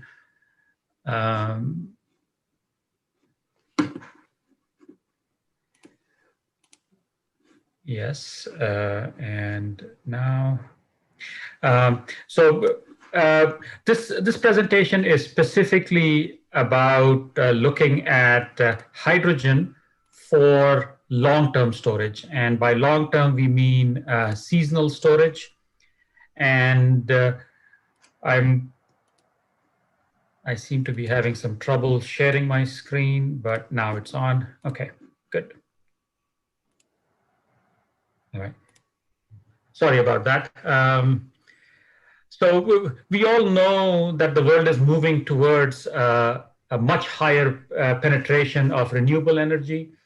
And I will keep referring to renewable energies as variable renewable energy. And by that, I mean power plants in which the amount of generation basically depends on the weather, which means the power is not available when the consumers want it. The power is available when the resource is available, when the wind is available, solar is available. And when the penetration of variable renewable energy reaches about 50% or higher in terms of energy, then operating the grid becomes technically very challenging with the normal tools and technologies that we have. And by normal tools and technology, I mean through better dispatching, flexible generators, or adding new flexible generators, or adding diurnal storage. So diurnal storage is basically where you charge and discharge the storage unit within the day. So it's one cycle per day. And when the penetration of renewable energies gets higher than 50%, then there is need for weekly or monthly storage. And this is what we call as seasonal storage. So I will talk about seasonal storage and how hydrogen can help with that. So my focus is going to be on two studies, very important studies that have been done. The first one is by NREL, the National Renewable Energy Lab in the US. And their focus was on a smaller grid. It's called the Southern California Edison. This is around Los Angeles. And the second study is going to talk, it was done by DNV-GL, and their study is for the Netherlands on use of hydrogen when the penetration of renewable energy is very high. So let's start with the first study, which is for Southern California Edison. So this is the generation profile. This curve shows you a generation profile of wind and solar, but it has been scaled to the load. We obviously know that load also has a variation. Load meaning demand for electricity also has a variation by season. But if I assume that the load is 1, this gives us how much of wind and solar is generated because we have favorable wind season from March to June. And then we have and solar. And we do not have as much favorable season during the later half of the year. So what what this scenario is talking about is 61% variable renewable energy with 33.5% megawatt of daily storage of either 4-hour or 8-hour of storage. Even with this kind of grid, there is a need for storage which is at least a week long or sometimes even month-long storage to go over areas when there is not enough wind and solar energy. So, so this is the first case that we will talk about. And the second example that I'm going to talk about is from DNV-GL. And this was, what you see here is the duration curve. So in this part of the curve, you see areas where dispatchable generation is used. The gray area is where dispatchable generation is used to supply power. And then here are these areas where there is just excess supply of renewable energy. And these are the hours of the year. And the lesson here is that we have areas for about 2,500 hours when there will be just excess supply of electricity in the grid because you need a higher amount of renewable energy penetration in the grid, which is about 75% in terms of energy. So you have seasons when you just have excess supply, which will have to be curtailed, which will have to be basically wasted if we operate the grid with no seasonal storage. And clearly, when we are looking at a zero carbon environment in 2050 scenario for the Netherlands, we don't want to be wasting renewable energy, and we want to use it when the demand is high, when the renewable energy resource is not there, and we are using fossil fuel-based dispatchable generation. So this is a slide that sort of illustrates the role of longer-term storage, seasonal storage. So we can look at the top graph, and it shows the reasons for the need for flexibility. Now, our reason is basically in the longer term, which is from weeks to months. And this is where hydrogen storage plays a big role, where the lower graph basically shows us the different technologies that are available. And I believe this is the one which is power to gas and power to liquid. So this is where we use the excess amount of energy to generate hydrogen, store it, and then generate power from that hydrogen when we need it.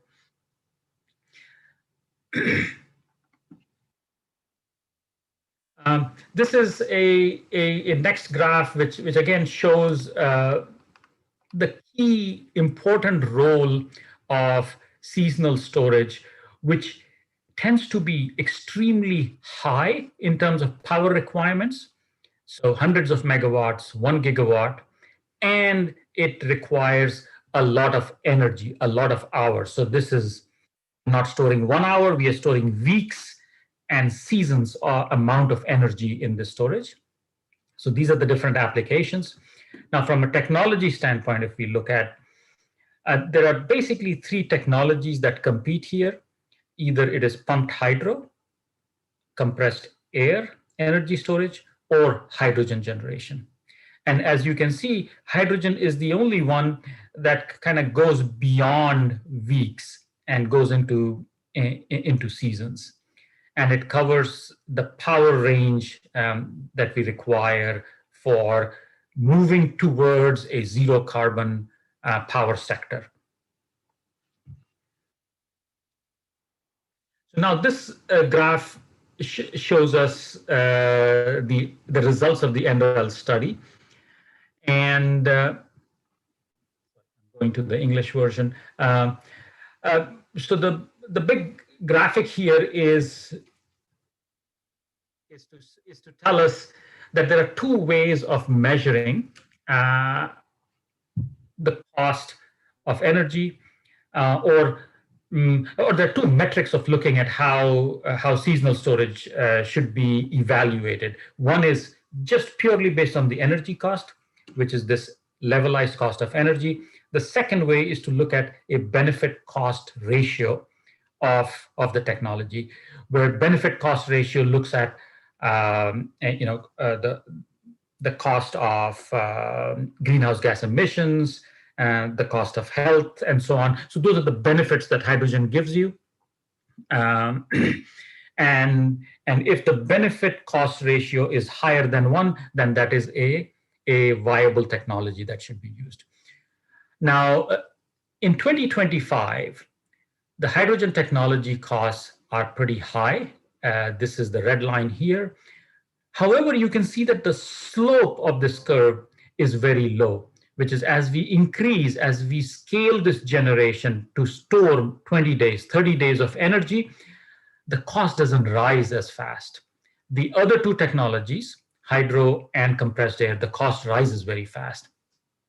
And as you can think, why does the cost rise so fast? The cost rises so fast is because for every unit of energy to be put into a hydro system, into a pumped hydro system, you need energy to basically pump it up, and you need a bigger and a bigger dam to store that amount of energy. Same thing happens with compressed air. You need a bigger and bigger salt mine where you can store the compressed air. But with hydrogen, because it is a chemical process, bigger the plant, bigger the economies of scale, the larger amount of hydrogen you can generate, the per unit cost of generating hydrogen reduces, and then it just becomes a cost of storage. Now, in 2050, this curve is anticipated to go to this level, which is the lower level, which is in the $100 per megawatt hour range. Now, from a cost benefit standpoint, again, in 2025 to 2045, the cost benefit ratio for 3 different scenarios, one is the minimum cost, reference cost, and maximum cost, is about 1, but it reduces as the quantity of storage increases. But in 2050 to 2070, all the benefit is much higher than the cost, and you can see that here. So this is their projection of what hydrogen is going to bring in terms of costs to the overall. The next one is DNVGL. Again, they used a different methodology, and this is specifically for the Netherlands. Here, they are comparing for 2050 carbon with a carbon tax when natural gas is used as a fuel. This is the cost of electricity. When we use the market to purchase electricity and to switch the fuel to hydrogen, this is the cost. If we use solar PV to generate hydrogen and store it as a liquid, and so on and so forth, right? As you can see, there are hydrogen just doesn't mean hydrogen gas or liquid. It could be in the form of ammonia, it could be in the form of methane gas, or it could be in the form of methanol. So all those are considered hydrogen technologies. And the cheapest one is when we purchase energy from the market and compress the hydrogen. So again, the costs are very comparable when carbon tax is included with natural gas in 2050. So the conclusion is that for seasonal storage, when we need hundreds of megawatts of power and weeks to months of energy storage, then hydrogen really is a good technology to use, and it can be powered by wind or solar energy, so it becomes a clean option for seasonal storage. The analysis from both DNVGL and NREL suggests that it is the least cost optional for seasonal storage when we compare it to pumped hydro or compressed gas. Those are the other two options, and hydrogen is the cheapest option. And as we all know, and it's been talked about, hydrogen is a very versatile fuel. It can be used for electricity generation, for transportation, and for other industrial applications. Thank you very much.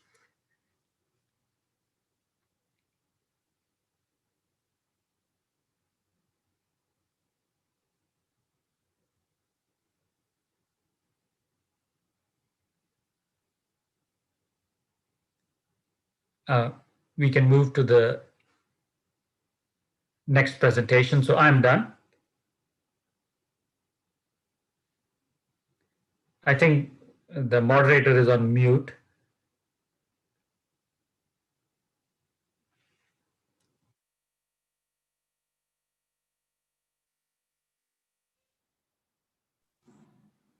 Похоже, модератора мы потеряли, отключился. Шухрат, можете? Шухрат? Да, сейчас проверим. Сейчас, минуточку.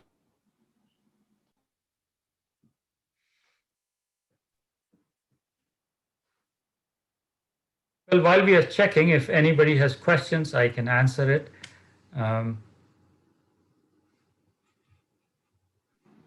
Но пока мы ищем модератора, если у кого-то есть вопросы к промоду, можно задавать.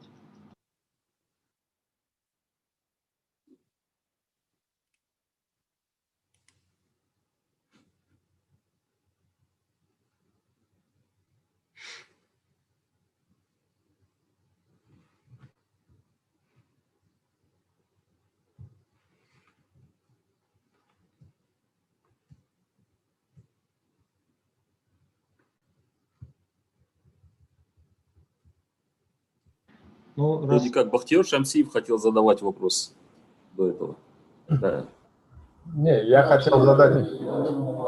Сейчас он подключится, там с электропитанием проблемы возникли. Сейчас подключится. Я до этого хотел задать вопрос Флориану, но промот своей презентации на все вопросы ответил. Шухрат, ну, я думаю, наверное, нет смысла терять время, раз вопросов к промоду пока нет. Давайте передадим слово следующему докладчику, господину Лисину. Да, конечно, давайте.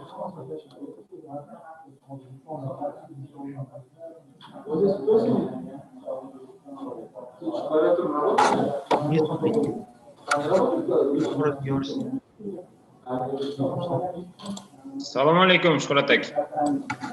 Assalomu alaykum. Professor Leshin bog'lanish olmadi, shunga mendan so'rashuvdi, ularning nomidan unaqa qilishni.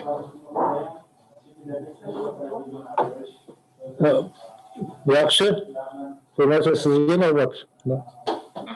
Aha. Hozir.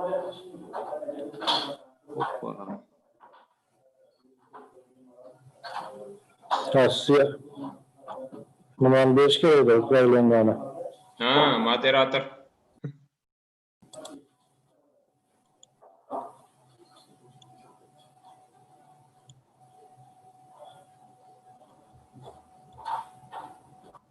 Ko'rindimi unaqa? Ha, ko'rindi.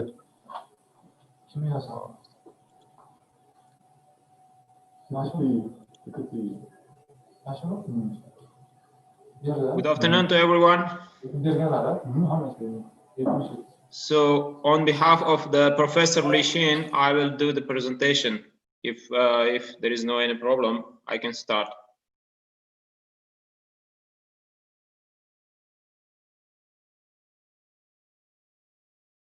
May I? Можно начать? Конечно. Да, пожалуйста, слово вам, продолжайте. Здравствуйте, уважаемые участники сегодняшней конференции. У нас вообще планировался доклад профессора Лишен из Института электротехники Китайской академии наук, который сотрудничает с нашим институтом, то есть физико-техническим институтом Академии наук Республики Узбекистан. Ну, последние годы у нас в рамках межгосударственного соглашения, конечно, при поддержке Министерства инновационного развития, Академии наук и НПО «Физика Солнца» ведутся сотруднические работы с Институтом электротехники во главе профессора Лишина. Его сегодняшний доклад был о возможности большой солнечной печи в Узбекистане и уникальные возможности этой печи по разработки технологий получения водорода по солнечному термохимическому циклу. Ну, это структура доклада, основа, база кооперации между государствами, и, то есть между нашими институтами, и научные исследования, основные цели, задачи, и научные там группы из двух сторон, и ожидаемый результат. Ну, в введении мы хотим обратить внимание, что программа «Один путь, один этот пояс» проходит через Китай и через Центральную Азию и Ближний Восток, в котором расположены те страны, у которых имеется хорошая возможность, хороший ресурс солнечной энергии. То есть, исходя из вот этой географической благоприятной расположения этих стран, один из таких перспективных сфер является использование солнечной энергии для получения водорода. И по этой тематике, как я уже отметил, у нас последние годы ведутся сотрудничество с китайскими нашими партнерами в направлении получения водорода по термохимическому циклу при высоких температурах. Ну, там несколько особенностей этой направления. Например, я хотел бы обратить на ваше внимание, что Китай является одним из больших экспортеров газа. То есть, если смотрим вот их программу последние 4 года, вот в течение с 2014 до 2018 года у них экспорт составляет около 22%. То есть в нынешнее время зависимость Китая от импортного газа составляет около 50%. То есть и в этом контексте Узбекистан является экспортером газа, и один из самых основных экспортеров является Китай. Вот, допустим, в 2019 году наши показатели там в этом слайде показаны. И все газовые линии, проходящие через Центральную Азию в Китай, проходят через территорию Узбекистана. И, соответственно, наши солнечные ресурсы, вот здесь показано, очень благоприятно для использования для таких направлений.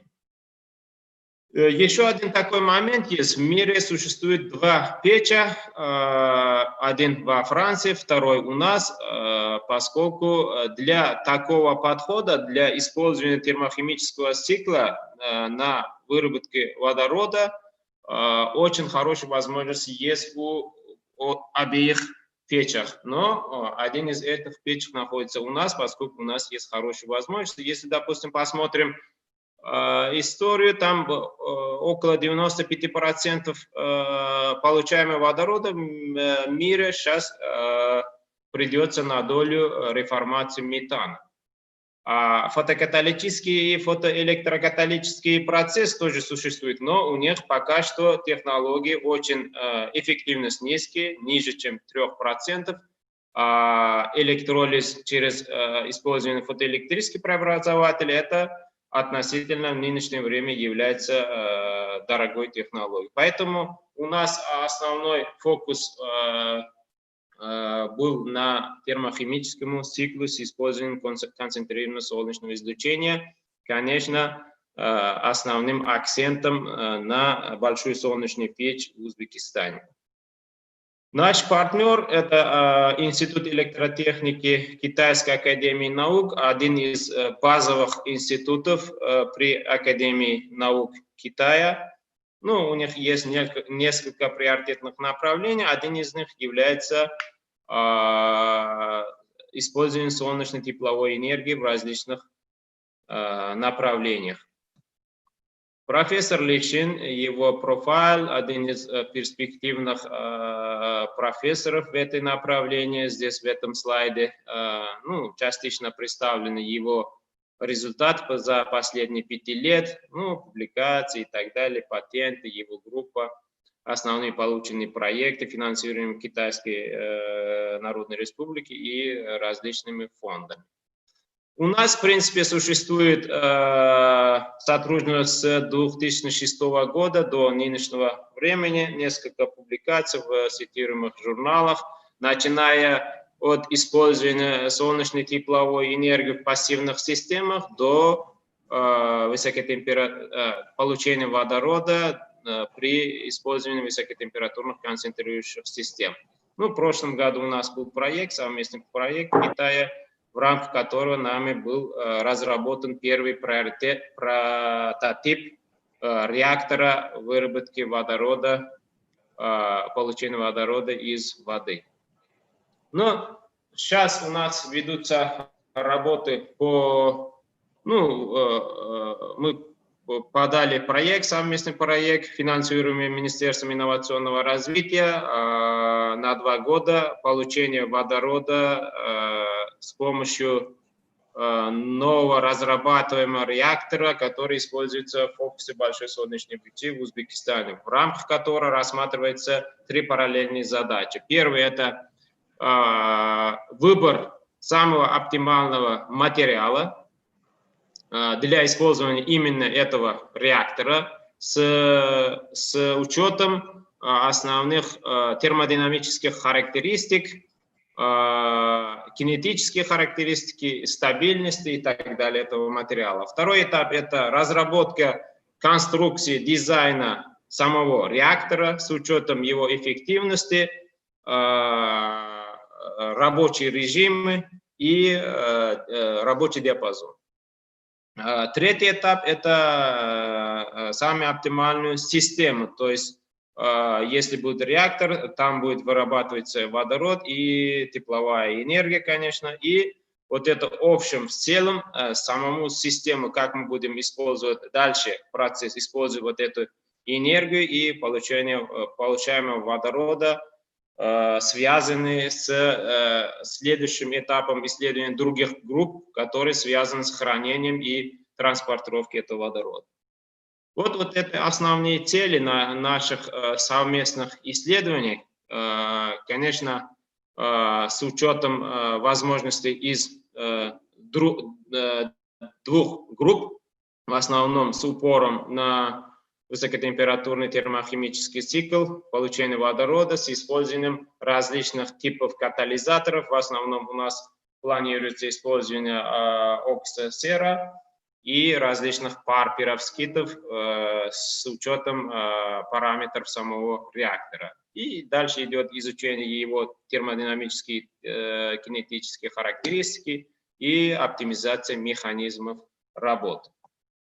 Вот основные задачи в этих этапах проекта, начиная изучение характеристик первичных исходных материалов, катализаторов и процессов выработки, процесса окисления в этих материалах, кинетический анализ и методы синтезирования этих материалов и дальше экспериментальная верификация самого термохимического цикла. Потом второй этап заключается в изучении и оптимизации характеристик самого реактора, моделирование процессов и, в конце концов, после процесса оптимизации всех параметров реактора, получение, изготовление и испытание первого пилотного проекта реактора. И в дальнейшем тестируют этот реактор в фокусе большой солнечной пути в Узбекистане. Мы надеемся, что этот подход, этот этап будет уникальным и первым в мире. Пока что таких экспериментальных подходов пока что нет. Это поскольку если у нас удастся реализовать эту технологию, то есть получить вот этот реактор, и если у нас удастся благополучно тестировать в фокусе большой солнечной печи этого реактора, потом мы будем рассматривать вопросы, касающиеся энергетическому балансу, тепловому балансу и энергоэффективности, его индикаторы связаны с окружающей средой, экономические факторы и последние оптимизационные работы связаны с его рабочим циклом. Какие возможности есть у двух научных рабочих групп из Китая и Узбекистана? Первый, сейчас хотел бы показать некоторые моменты, которые есть у китайской стороны. Китайская сторона, та группа во главе профессора Лишина, разрабатывал проект первой солнечной печи башенного типа в Пекинском области. Они сами разрабатывали его рабочие схемы. У них в лаборатории есть солнечный симулятор, по показателям является вторым в мире. Дальше у них вот эта инфраструктура в лаборатории, которые могут помочь нам провести необходимые исследовательские работы в рамках данного проекта.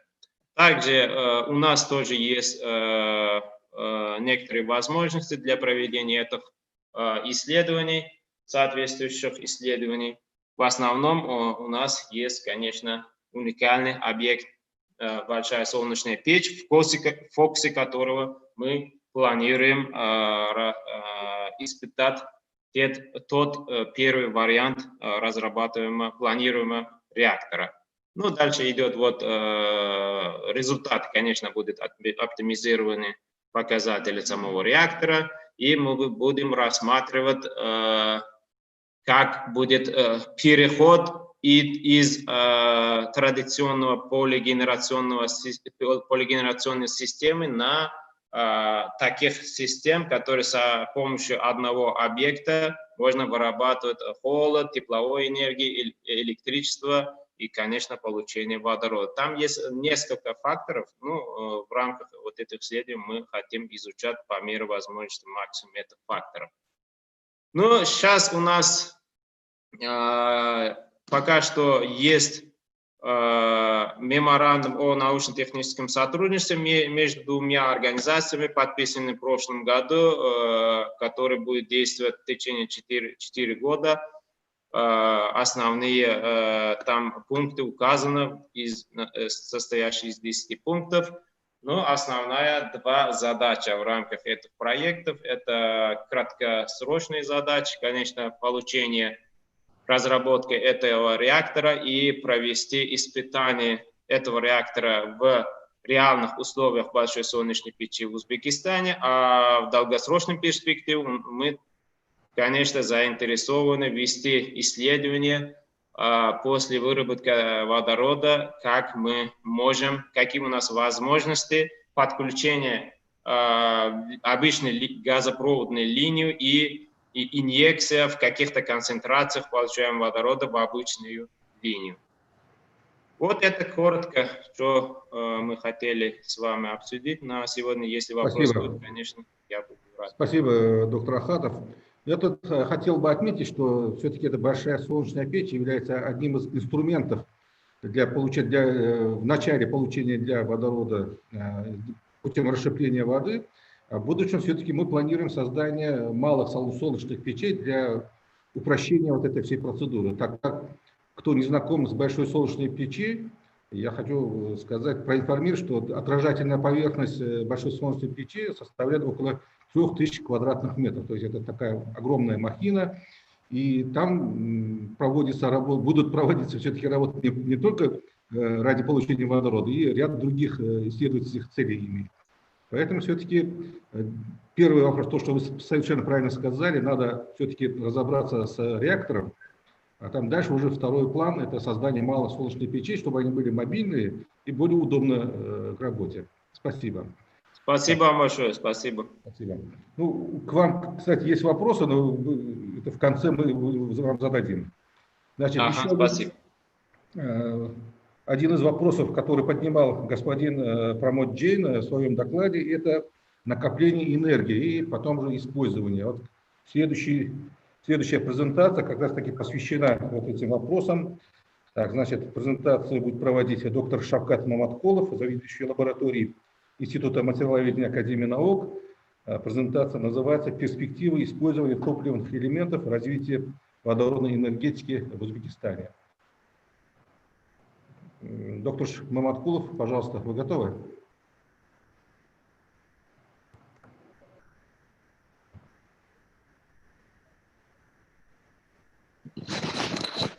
Слышно меня? Да, слышно. Здравствуйте, уважаемые участники конференции. Меня зовут Шавкат Маматкулов. Я работаю в Институте материаловедения Академии наук Республики Узбекистан. Я хотел бы сегодня кратко рассказать о перспективе применения топливных элементов энергетики Узбекистана.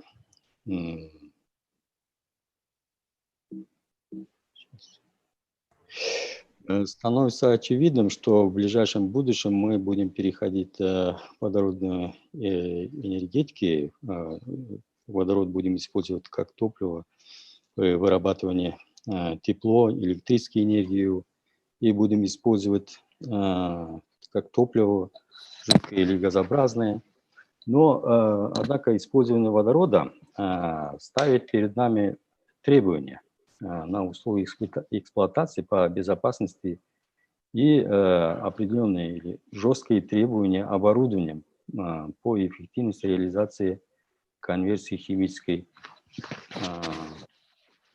энергии, электроэнергии. К счастью, мы имеем такие устройства, например, такие как топливные элементы, как Тибор рассказал в своем докладе. Вот это топливные элементы, это устройство, реализующее прямое превращение топлива в электричество, минуя малоэффективные, идущие к большим потерям процессы горения. Например, в традиционной энергетике мы получаем электрическую энергию в многоступенчатом сложном процессе. Это подготовка топлива, сушка, потом камера сгорания, получаем теплоту, используются теплодвигатели, затем получать механические энергии, затем через электрический генератор получаем электроэнергию. А когда мы будем использовать топливные элементы, это существенно упрощается.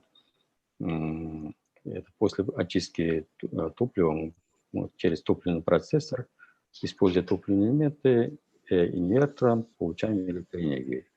Благодаря этому топливные элементы имеют очень большой КПД, до 50-60%, и выбросы вредных газов существенно уменьшаются, и уровень шума очень низок. Топливные элементы, это вот мы можем смотреть, это схему работы топливных элементов. Это рабочая ячейка. Молекулярный водород поступает к аноду.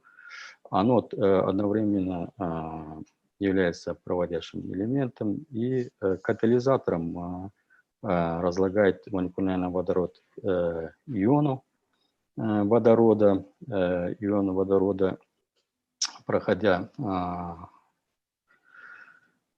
электролит, соединяется гидроксидами ионов, и получаем в выходе тепло и воду. А реализуемый электрон проходит через внешний цепь, и мы получаем электроэнергию. Вот это и есть принцип действия топливного элемента. Это, как мы видим, это экологически чистое оборудование. Имеются различные типы топливных элементов. Вот, есть твердополимерные топливные элементы, щелочные, фосфорно-кислотные, карбонатно-расплавные и твердооксидные топливные элементы. Они отличаются использованием материалом анода-катода, электролита и диапазоном температур, которые они работают, эффективно работают, и диапазоном мощностей, вырабатываемых мощностей. Например, твердополимерные топливные элементы, они работает при температурах до 100 градусов и вырабатывает энергию 100 киловатт. Но, как мы видим, вот твердополимерные, щелочные и фосфорно-кислотные топливные элементы в качестве материала анодо-катода они используется платина. Платина, как вы знаете, очень дорогостоящий металл, поэтому получаемое оборудование и электроэнергия выходит достаточно дорогим. Поэтому сейчас большое внимание выделяется на карбонат-расплавные и твердооксидные топливные элементы, где в качестве материалов используются никель, алюминий, никель-хромовые, оксиды никеля и пероксидные материалы, лантаноидные металлы для анода и катода в качестве электролитов, оксиды цинка, селена и другие.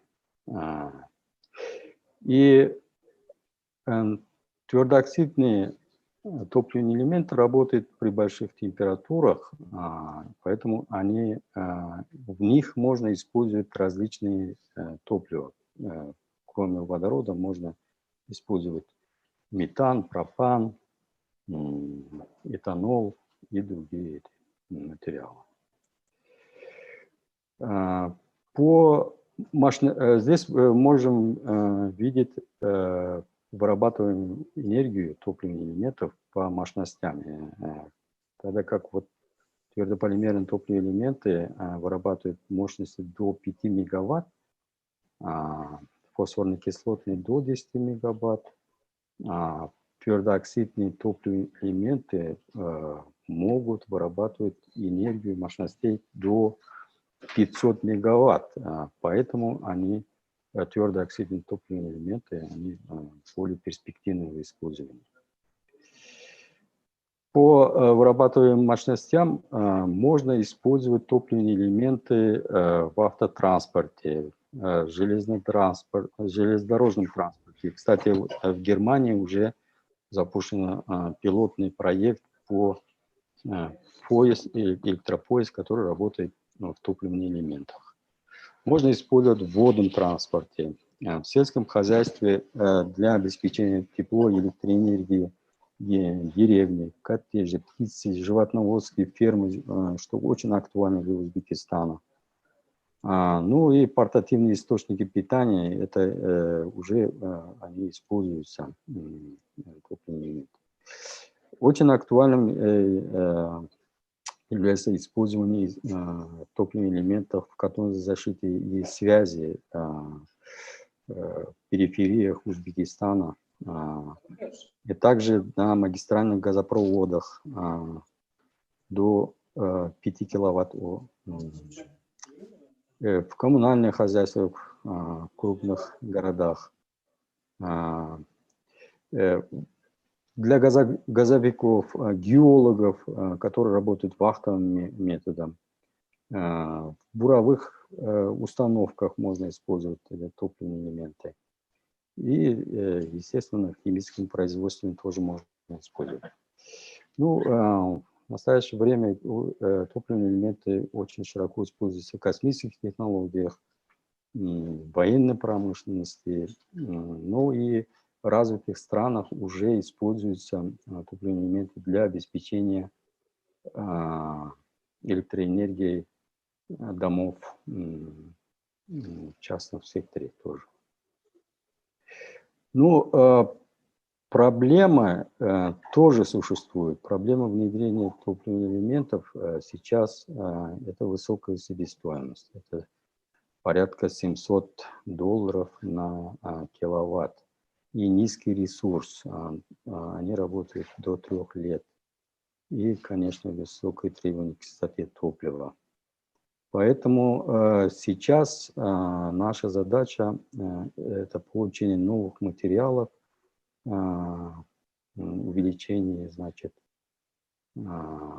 ресурса топливных элементов, здесь нужно работать в качестве электролита, газопроницаемости, этот мембран, и увеличить, конечно, мощность этих топливных элементов. Сейчас мы получили финансирование на проект на создание новых материалов для топливных элементов от Министерства инновационного развития. Совместно с учеными Российской Федерации, Японии и Германии мы работаем над созданием новых материалов для твердооксидных топливных элементов. Так, значит, у нас сейчас имеется наработки по материалов герметиков для твердооксидных топливных элементов. Вот разработан цикл герметики, выдержали более 1000 часов эксплуатации в контакте с элементами ячеек. Здесь мы представлена дорожная карта. Мы будем, значит, получать монокристаллы электролита, будем исследовать электропроводность, каталитическую активность анодных катодных пластин. И в итоге будем изготавливать пилотные топливные элементы, топливные ячейки. У нас имеется достаточный потенциал и оборудование для реализации этого проекта. Вот я кратко хотел это рассказать. Спасибо большое. Спасибо большое.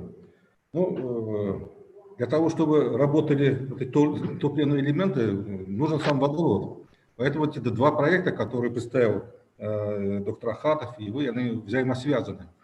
Здесь в обеих информациях один посыл. Получение водорода, использование – это дорогостоящее удовольствие у нас получается. Поэтому все-таки основная цель проводимых работ – поиск таких путей, чтобы получение водорода, во-первых, было дешевым, а использование безопасным и тоже было дешевым. Вот поэтому мы проводим вот эти работы в этом направлении.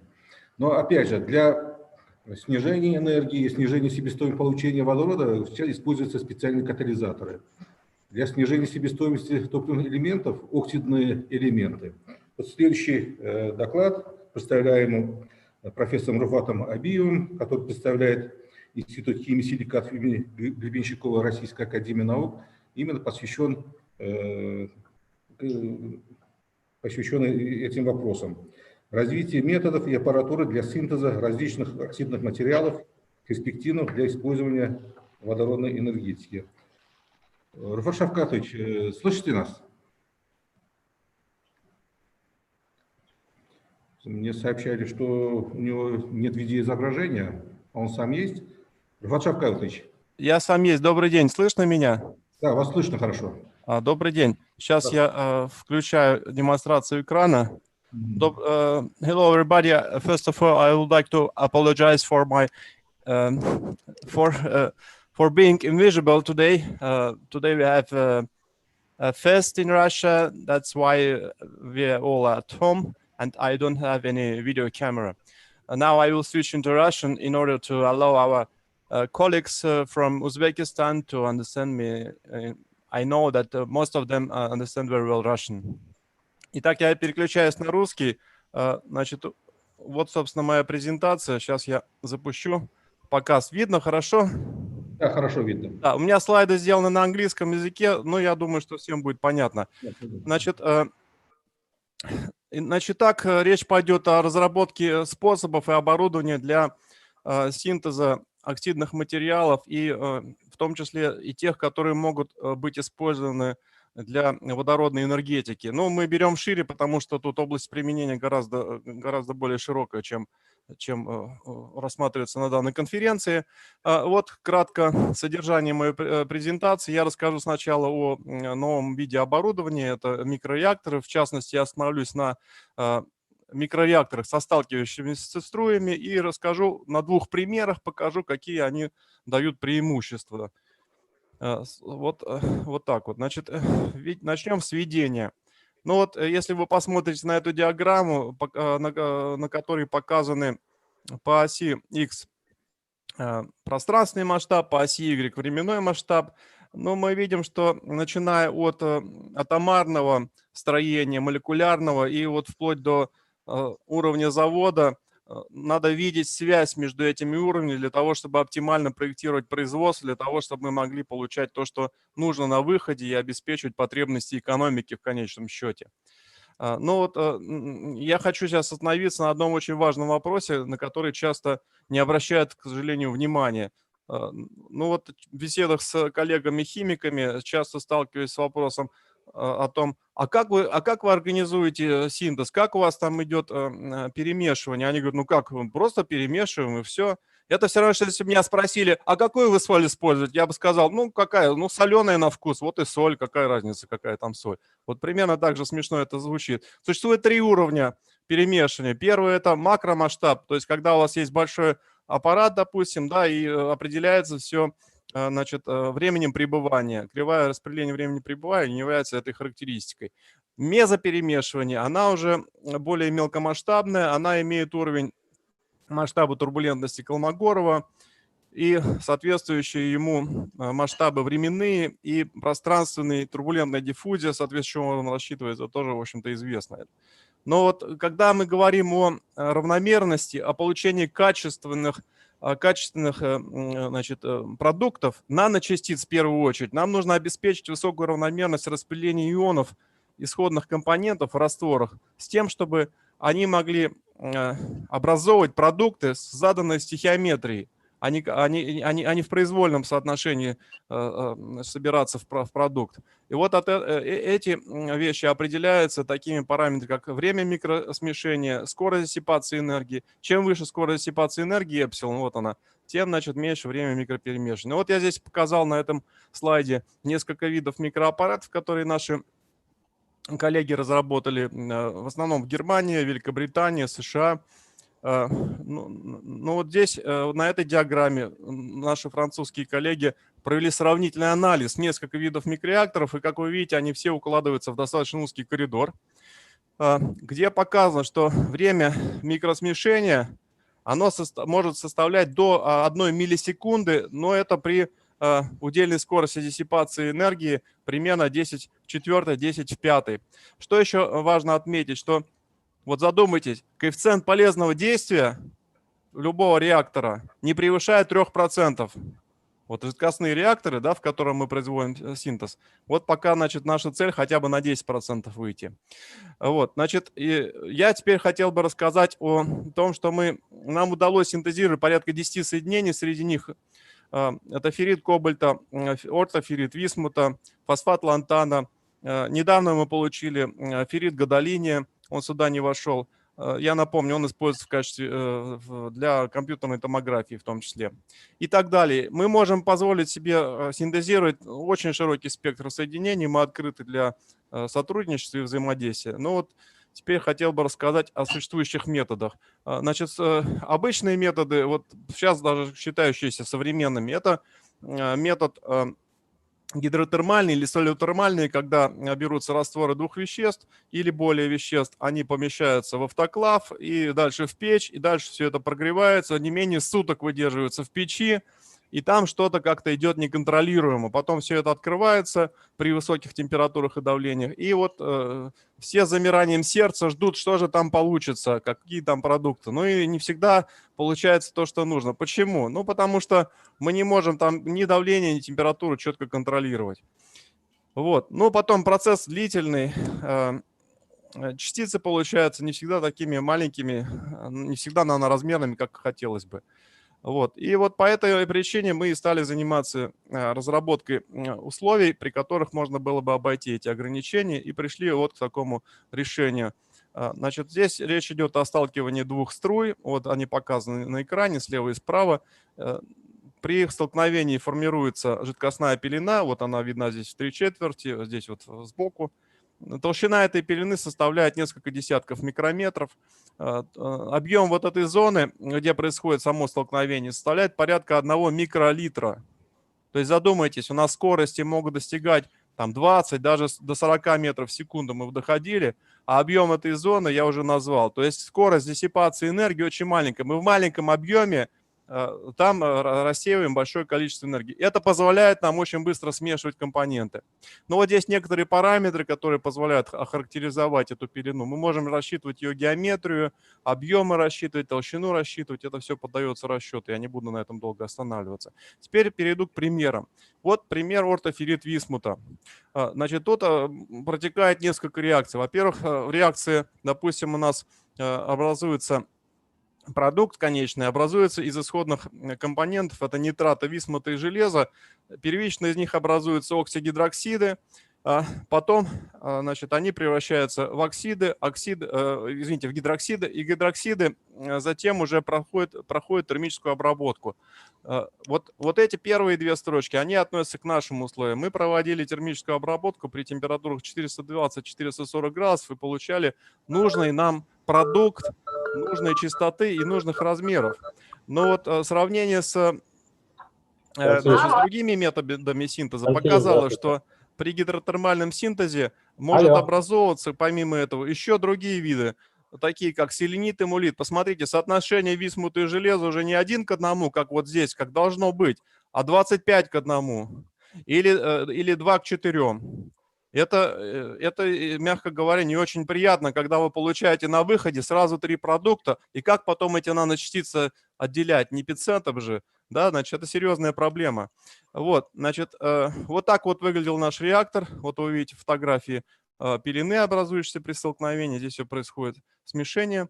Значит, здесь дифрактограммы, месбауэрские спектры и инфракрасные спектры образцов начального до термической обработки и после термической обработки при разных температурах. Это позволило нам выявить оптимальный диапазон температур 420-440 градусов для данного соединения. Я не буду здесь очень долго останавливаться на этом, здесь вот все это показано. Значит, что касается размеров, размер кристаллитов здесь составил что-то примерно 20-30 нанометров при оптимальных температурах.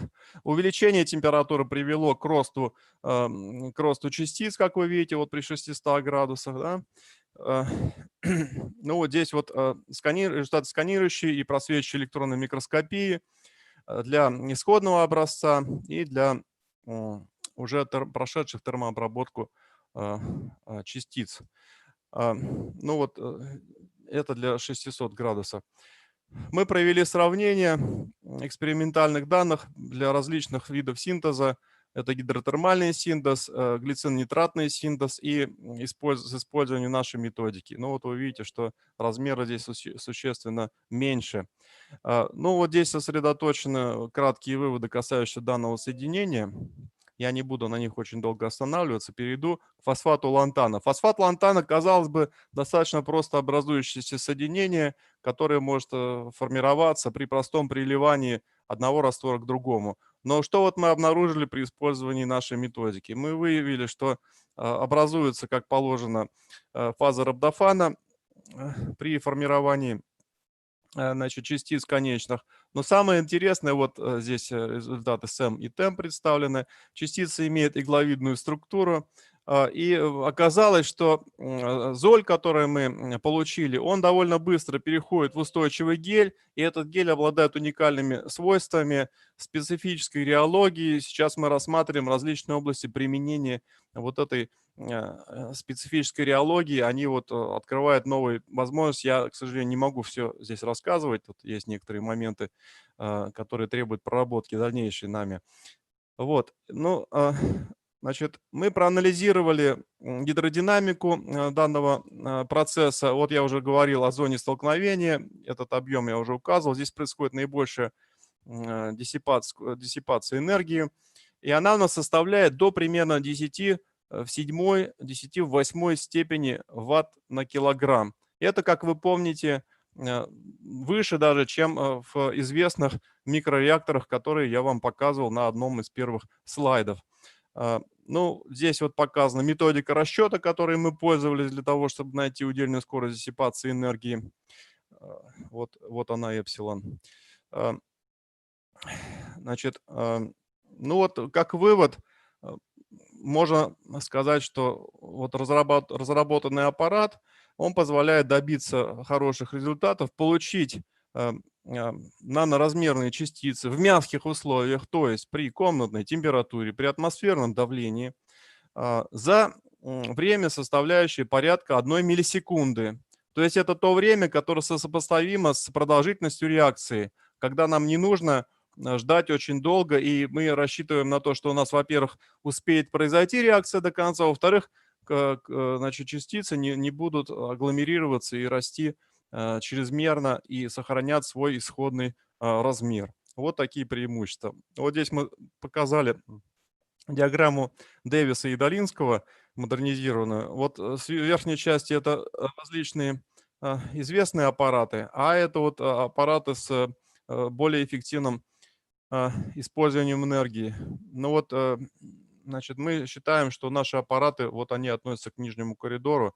По крайней мере, значит, нам удается получать высокие значения скорости диссипации энергии, и при этом, значит, я отмечу единственное, что вот эта диаграмма, она относится к диспергированию капель, у нас другой нету, да, вот это было получено, именно в таком формате было получено Дэвисом, но мы проводили сравнение для аналогичных аппаратов и увидели, что вот наши аппараты, они вот лежат к нижнему коридору, то есть лежат ниже, чем традиционные аппараты. Это что означает? Это означает, что энергия в них используется более эффективно.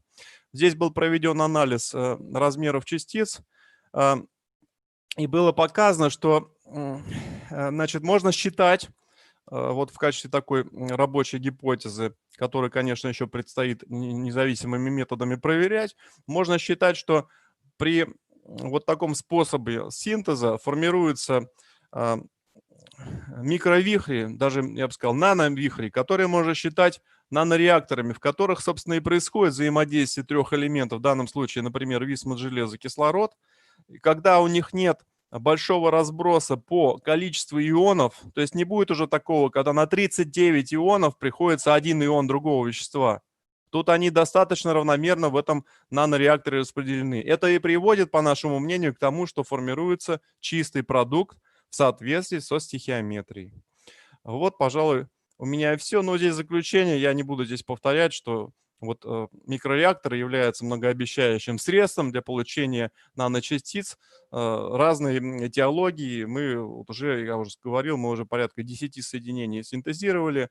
Сейчас несколько статей готовятся к публикации, порядка 10 статей уже вышло. Мы получили на этот аппарат патент, и так случилось, что этот патент получил диплом 100 лучших изобретений России 2017 года.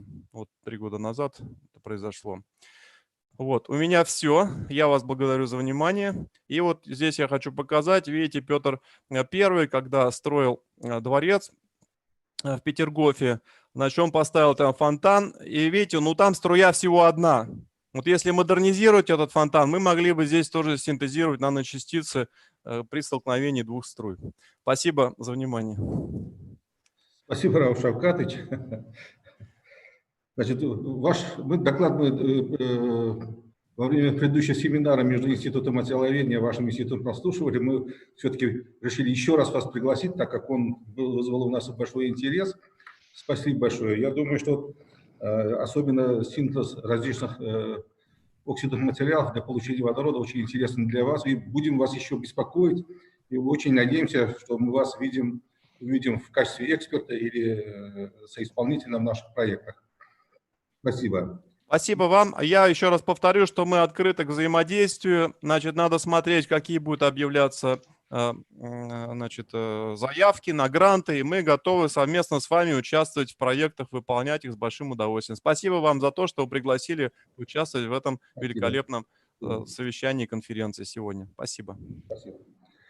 Просьба не покидать наш форум, так как у нас еще сессия вопросов-ответов. И последний на сегодня день презентация. Господин Джей Лафни, продукт-менеджер по технологическим газам Air Products, Соединенные Штаты Америки. Презентация называется «Развиваем водородную экономику с помощью технологий зеленого и синего водорода». Пожалуйста.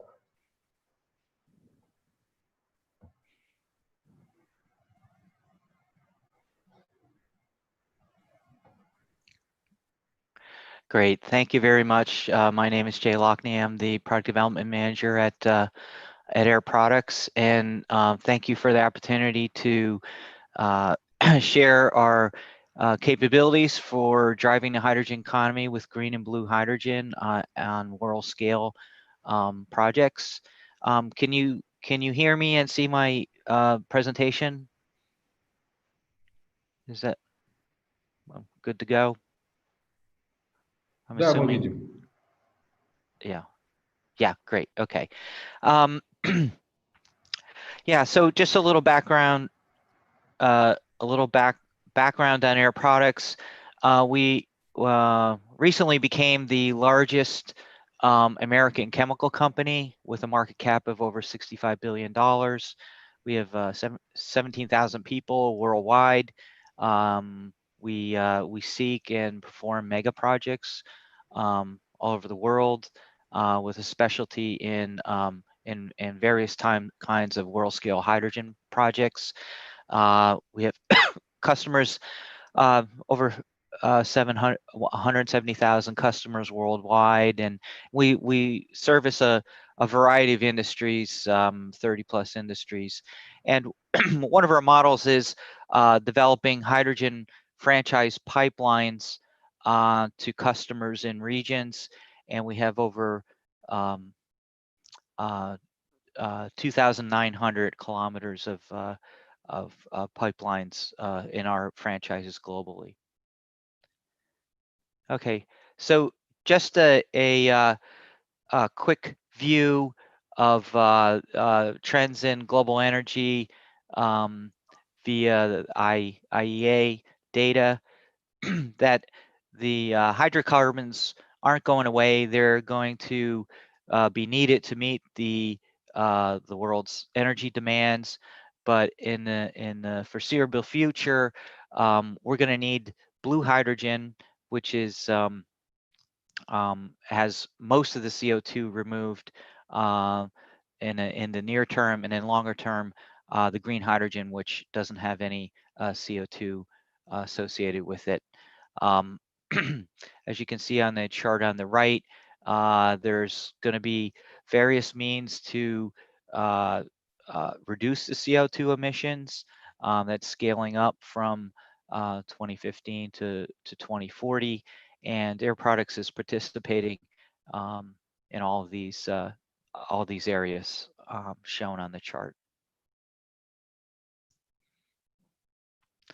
Just a quick update. Probably most of you already know this, but of the three types of hydrogen that we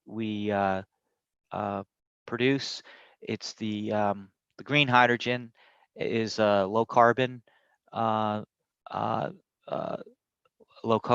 hydrogen, and that's typically produced through electrolysis, biogas, or biomass gasification. And blue hydrogen is used generated through more traditional world scale means, but the product hydrogen has a large portion of the CO2 stripped out. And gray hydrogen are the world scale plants to produce hydrogen via SMRs and gasifiers that don't strip out any of the CO2.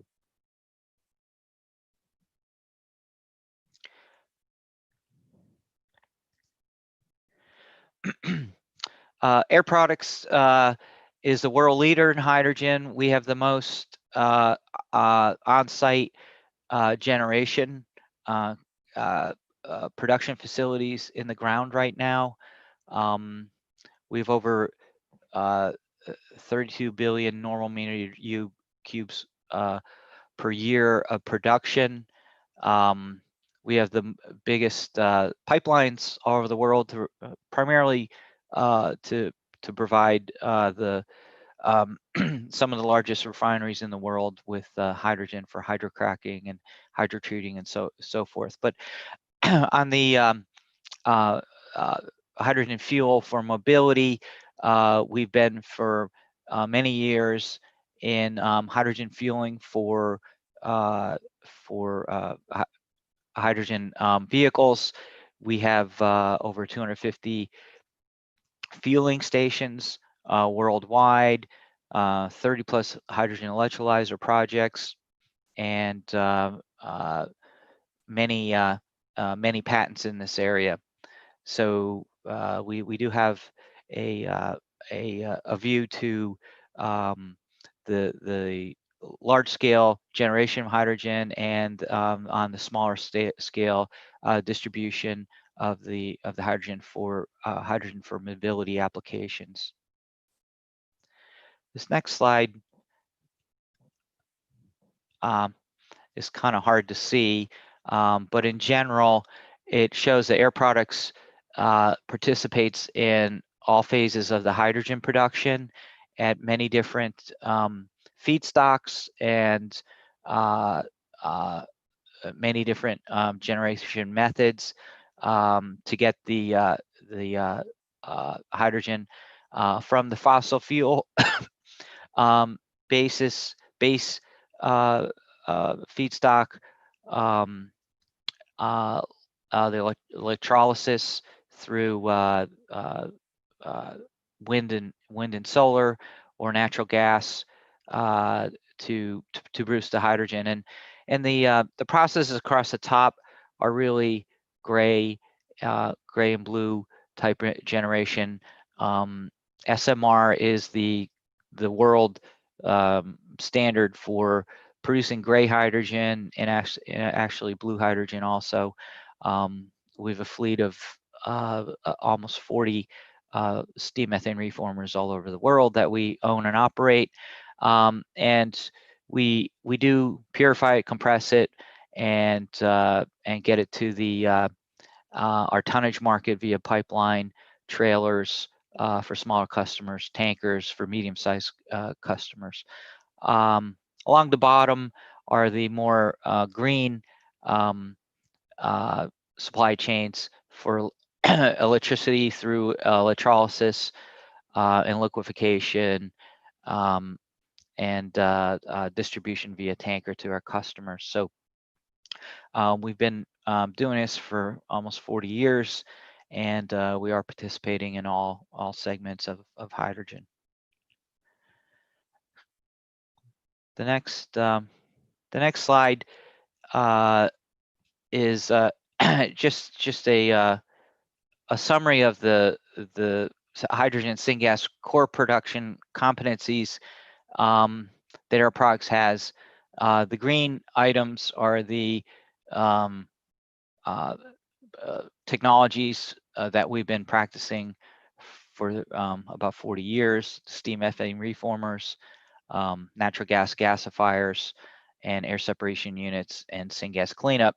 And we've recently procured the technology for Shell coal gasification that we have projects in China and Inner Mongolia at world scale gasifier units there, and we've also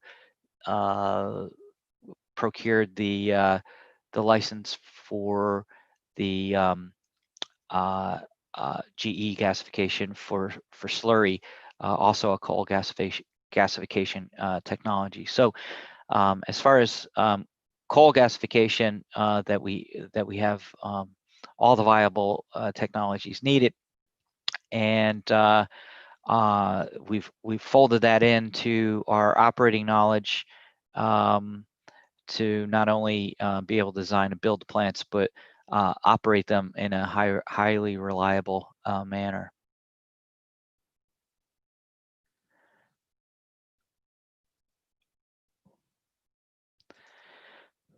The next slide shows, in the bottom left picture is a steam methane reformer that we built in 2012 in Port Arthur, Texas.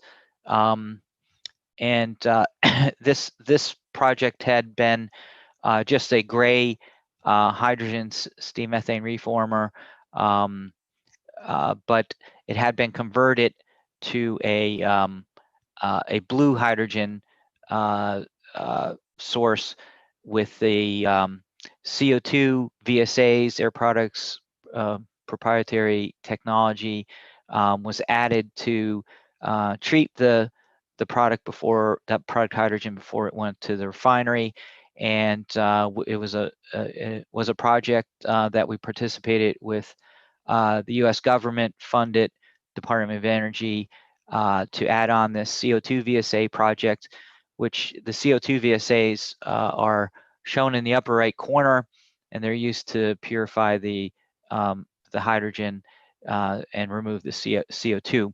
And the CO2 for blue hydrogen, you basically need two things to make it financially viable. You need to get paid for the CO2 credits, and you need somewhere to put the CO2. So there is a very large sequestration cavern that we send the CO2 from this oral scale plant to in that Port Arthur, Texas area. And the summation of that is that 1 million tons per year are captured of CO2, which is quite significant. And we've been able to make this integration with no impact on the reliability of the plant or the output of the plant. There are other CO2 removal, more traditional processes, amine processes, but they do diminish to some extent the steam export capability of this plant and the production of plant. But by using the CO2 VSA, we can get 98% of the CO2 removed with no impact on the steam export or the production of the steam methane reformer facility. So the reason why this is important is because there are many hundreds of steam methane reformers all over the world, and they can be retrofit with CO2 VSAs to remove the CO2. But again, for the blue hydrogen, you really need the CO2 credits and the somewhere to put the CO2, whether it be liquefied or put it in a cavern, so forth. So this is a example of this is a example of the oral scale blue.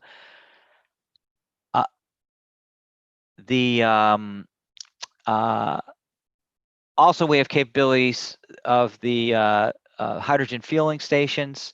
They're unique to Air Products. We have over 225 of them operating now globally. What's shown on the screen in the upper right corner picture is the hydrogen fuel cell vehicle that we have in our headquarters in Allentown, Pennsylvania, in the U.S. And that one particular hydrogen fueling station in the bottom left corner is one example of one of our hydrogen fueling stations.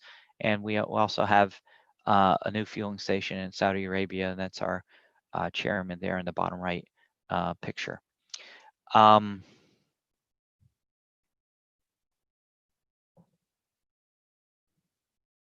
Okay. Okay, so the last subject I'll touch on in any depth is the NEOM city project that Air Products is doing in Saudi Arabia. This is the first commercial scale carbon-free hydrogen project in the world.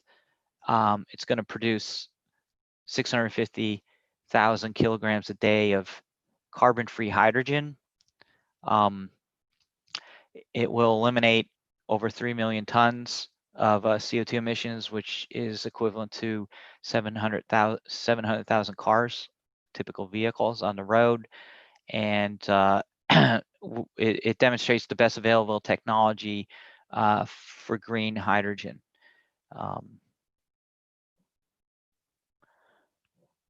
This is a very high level view of the NEOM facility. It's a $8 billion or $7 billion capital investment that we're sharing between Air Products, NEOM, and AWCA Power on the hydrogen production unit, and the hydrogen fueling station will be 100% owned and operated by Air Products. So to describe what we're doing here, we're taking wind and solar power. We're using that to run gigawatt size electrolyzers to produce hydrogen, and we're also using the power in our air separation unit to produce nitrogen. So the hydrogen and nitrogen feed our ammonia loop to produce green ammonia, which can be shipped all over the world via tanker. And where the plant is located, we have access to the nearby Suez Canal to markets in the Mediterranean and Europe to ship our ammonia. And then when the green ammonia arrives at its destination country, it could be cracked back to hydrogen and then compressed and then used for fleet vehicles in those nations. It's a very large investment for Air Products. It's a $3.7 billion total investment in CapEx.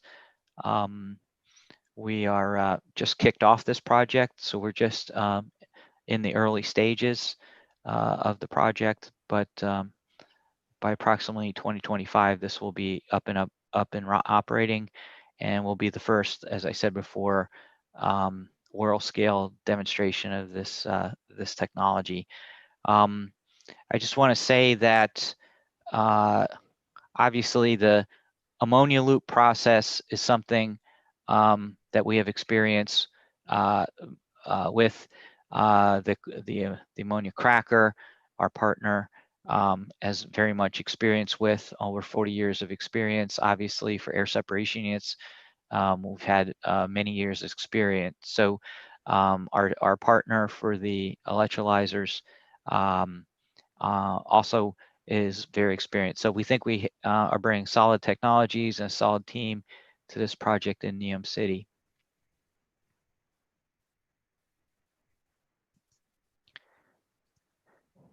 Okay, so in summary, there is definitely a global demand for blue and green hydrogen, and with CO2 emissions reductions to meet the need for mitigating global warming. Air Products is investing as an owner-operator company. We have invested in in blue hydrogen in our large facility in Port Arthur, Texas. We're, as I said, a very large investment in green hydrogen in NEOM. We're actively seeking new blue and green hydrogen projects globally, and we are seeking to make a very large reduction in CO2 emissions of our own facilities to help mitigate global warming.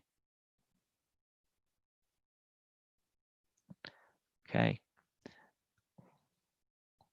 So again, I want to thank thank you for allowing Air Products to make a presentation of our capabilities for green and blue hydrogen and gray hydrogen in this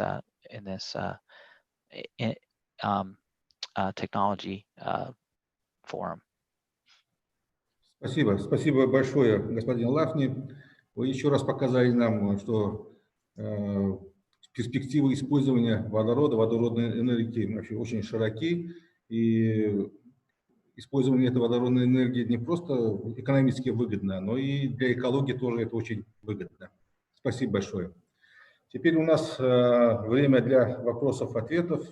Кто хочет задать вопрос?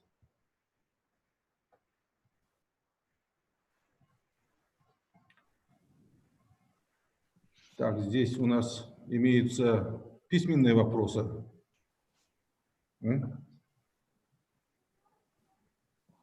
Яна Забарова. Значит, участница Яна Забарова из Германии спрашивает, на ваш взгляд, какие применения водородных технологий наиболее интересны и перспективны для Узбекистана?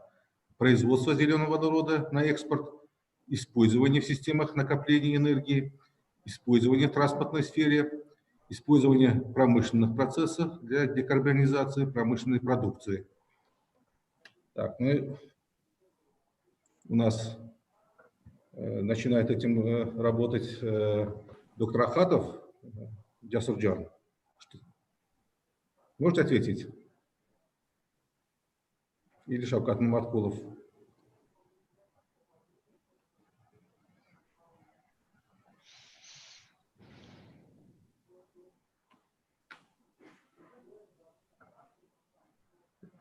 Вы расслышали вопрос, да?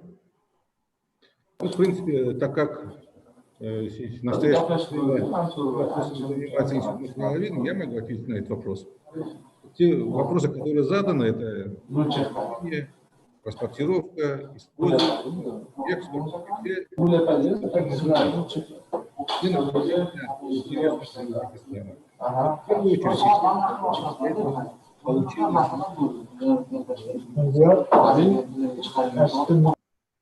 в отличие от других стран, мы как раз-таки хотим использовать наше конкурентное преимущество, это именно концентрированное солнечное излучение.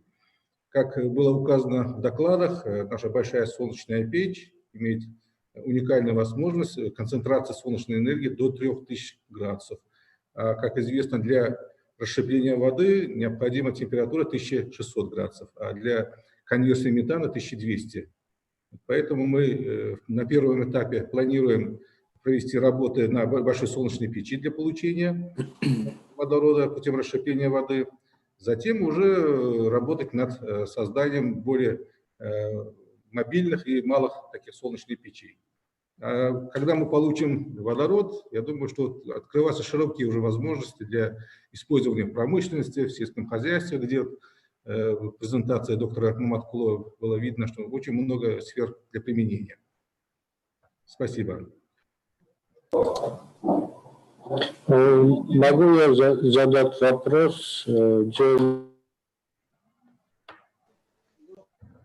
господину Джейну Лафни? Пожалуйста.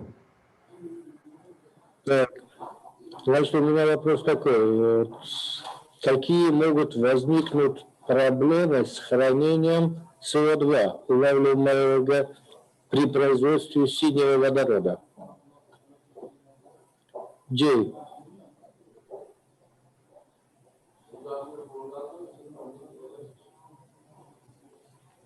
Yeah, so blue hydrogen, as far as storage, one piece of the technology that I didn't really highlight in the presentation was our hydrogen liquefier capabilities. So we do have hydrogen liquefier capabilities, and it does work for gray, blue, or green hydrogen. We have several hydrogen liquefiers in North America. We're building 2 more in in China, it's just interesting you asked that. In China, has committed in the next in their 5-year plan to have 20% of their fleet vehicles run on liquid hydrogen, and the unique aspects of the China market are that they don't have natural gas readily available to reform the hydrogen. So we take a chemical process off gas there and purify it and liquefy it there. So we have plans in the Shanghai area to have 2 30 metric ton per day hydrogen liquefiers, and another 2 projects up in the Beijing area. But as far as any issues in liquefying blue hydrogen, not a problem. Yeah, we even today we liquefy gray hydrogen with the CO2 in it. Yeah, and we've had that since we've been doing this since the NASA space program in the 60s. That's when we originally developed the hydrogen liquefiers. Yeah, so hopefully that answered your question.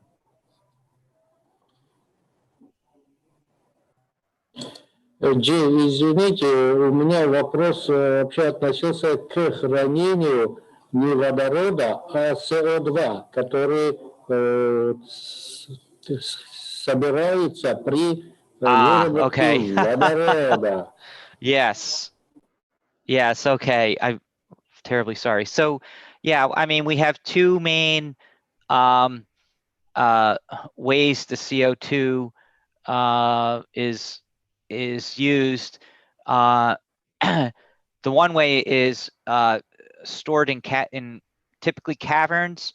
There's salt caverns down in Texas, Utah, in California, and up in Canada, which there are CO2 pipelines to store the large amounts of CO2 from blue hydrogen. That's what we're doing for the plant I showed earlier at Port Arthur, Texas. That there's a CO2 pipeline there that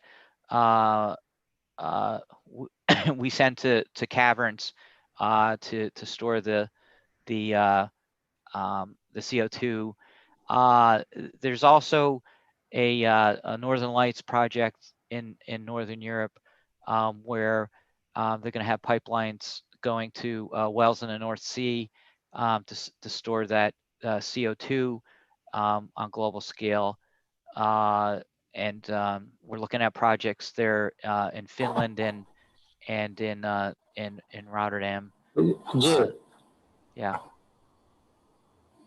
Джей, это все, конечно, хорошо, но когда мы много будем производить синий водород, и накопится очень много СО2, и потом куда девать? Не завалить же весь земной шар СО2 там. Куда-то его надо девать будет в конце концов.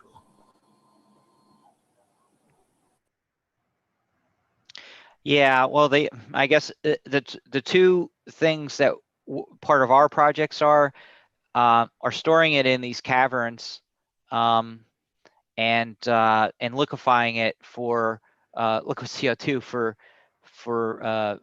drinks, for fizzy drinks. So those are the 2 main uses of the CO2 off our blue hydrogen. It's the CO2 is liquefied to provide beverage manufacturers, and the CO2 is sent to the caverns. But as far as destruction, yeah, we have not made any inroads on that capability to destruct the CO2. I don't know if that is possible. But for the projects we're doing, it's all going to caverns, abandoned wells, and so forth, and liquid CO2 for beverage manufacturers. But yeah, that's our experience. Maybe others have more experience, but. the project in Port Arthur was really sponsored by the U.S. Department of Energy, and they have a lot to do with the managing the caverns where the CO2 is stored. And I just want to say also that this storage of gases in caverns is not new. With the helium liquefiers, helium is pretty very precious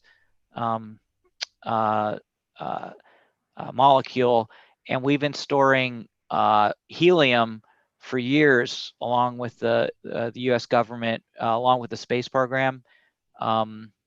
So the use of caverns to store and get industrial gases has been going on since the 1960s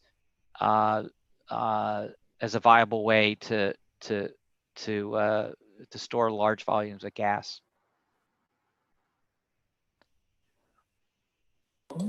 Спасибо. Спасибо, Джей. You're welcome. Так. Еще вопросы, комментарии? Разрешите мне задать, а? Да, пожалуйста. Представьте, пожалуйста. Адель Кобжанов, USAID. Я хотел бы узнать, вот была демонстрация проекта NEOM, и можно ли узнать, каковы сроки окупаемости данного проекта? Это вопрос мистера Джея.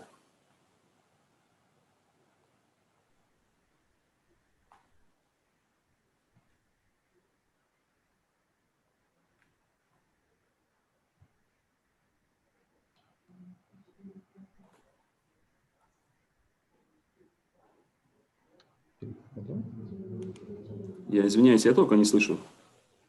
Мы тоже не слышим, у него пока микрофон не включен. Jay, you're on mute. Yeah, thank you. Yeah. Okay, so these slides are going to be distributed. Is that right? To the folks in the conference. Is that right? There's a statement on that NEOM slide about the profitability. Of course, it's proprietary, but the duration is consistent with our other investments. So, Air Products has certain hurdle rates for our investments.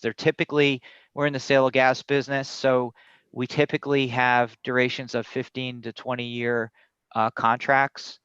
But the profitability targets usually have a payback of a couple of years.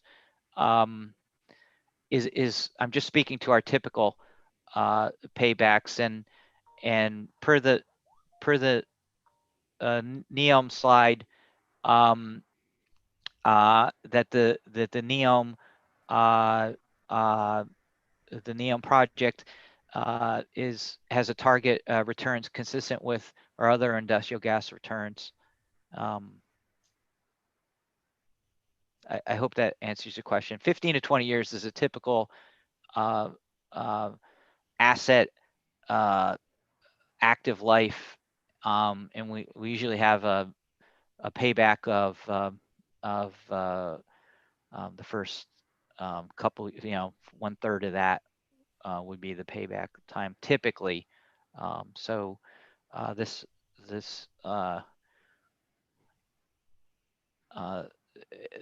project isn't really being subsidized. It's all on us. So we're looking for typical returns on this technology.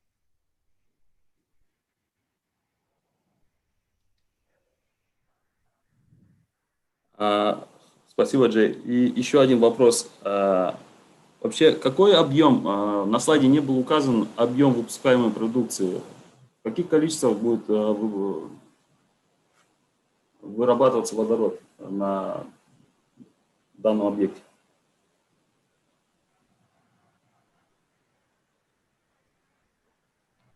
Okay. Yeah, it's going to produce 650,000 kilograms per day of carbon-free hydrogen.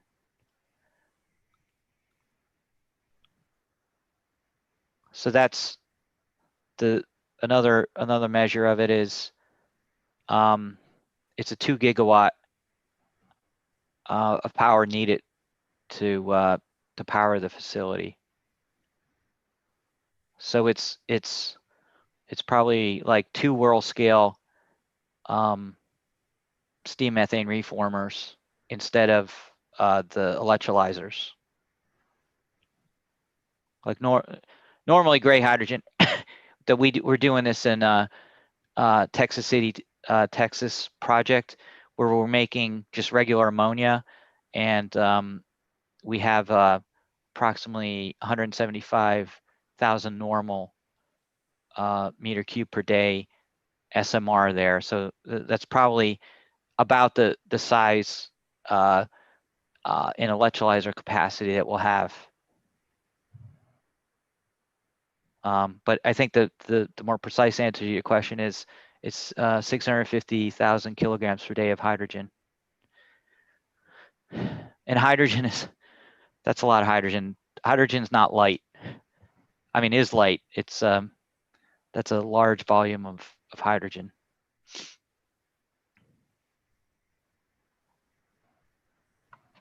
Спасибо еще раз за вопрос, за ответ, вернее.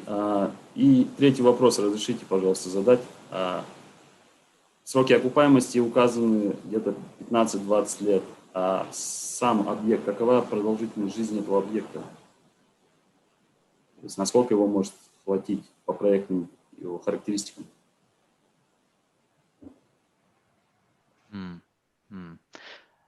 Yeah, so I would say, just a clarification, the payback is less than 15-20 years. The payback would be much quicker than that, but the facility design for industrial gas plants are typically 15 to 20 years without major retrofits. Usually after about 20 years, when we get up to 20-25 years, we'll be out of the design life of a lot of the major pieces of equipment, and the plant would need to be retrofitted or refurbished after about 20 years. But so that's that's the active depreciation of the plant, the 20 years, the active life. After that, typically for industrial gas plants, we'll have a major refurbishment, and the payback would be less than 10 years for sure.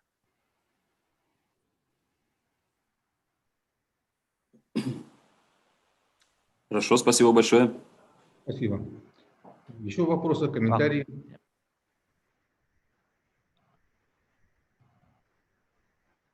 Нет больше, да? I would like to add a comment to the first question about where would hydrogen be used the most? Is it in transportation? Is it in industrial? Or is it in energy storage? So very similar to what happened with electric vehicles and the whole scale up of lithium ion technology was basically powered by the transportation industry, by the electrical vehicle industry. And it was basically promoted by one company, one individual that set up a gigawatt size plant. And that just gave us scale. So I guess we need to look for a trigger like that, a company, a government that is willing to make the basic investment to scale up this technology. And it could happen in any of these sectors. It could happen in transportation, it could happen in energy storage, in the electricity area, and then it'll just grow into other areas where it can make a contribution. Thank you.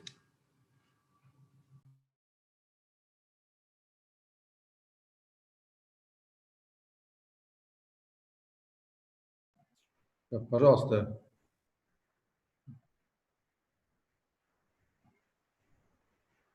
Шварцега, у вас вопрос, да? Сайт, нет. Нет, я все вопросы уже задал, получил ответ. Спасибо. Спасибо. Тогда можно подвести итог, да? Если нет вопросов, комментариев. Можно вопрос? Во-первых, да, большое спасибо Один нашим... вопрос. Вопрос имеется, пожалуйста. Да, один вопрос про моду Джейну. Бахтиер Шамсиев, КДЦ «Энергия». Данный водород для меня как энергетику, я могу сказать, что это один из способов нового вида энергии, как бы Извините, у вас водород. голос пропадает, Бахтиер. У вас голос пропадает. Можете повторить? Извиняюсь. Да. Его понимаю как это способ накопления энергии.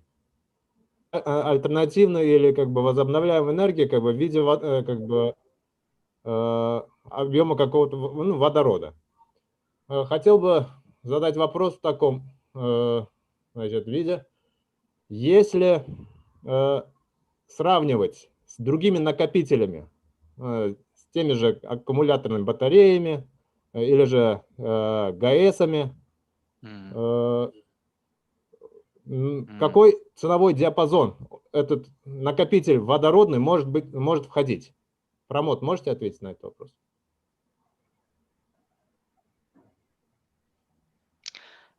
Yeah, I couldn't make out the whole question, but I think it has to do with the comments the previous gentleman made that the NEOM project's all about scale, the 2 gigawatt scale, to get the economies of scale, to get the hydrogen price down to be competitive with electricity. I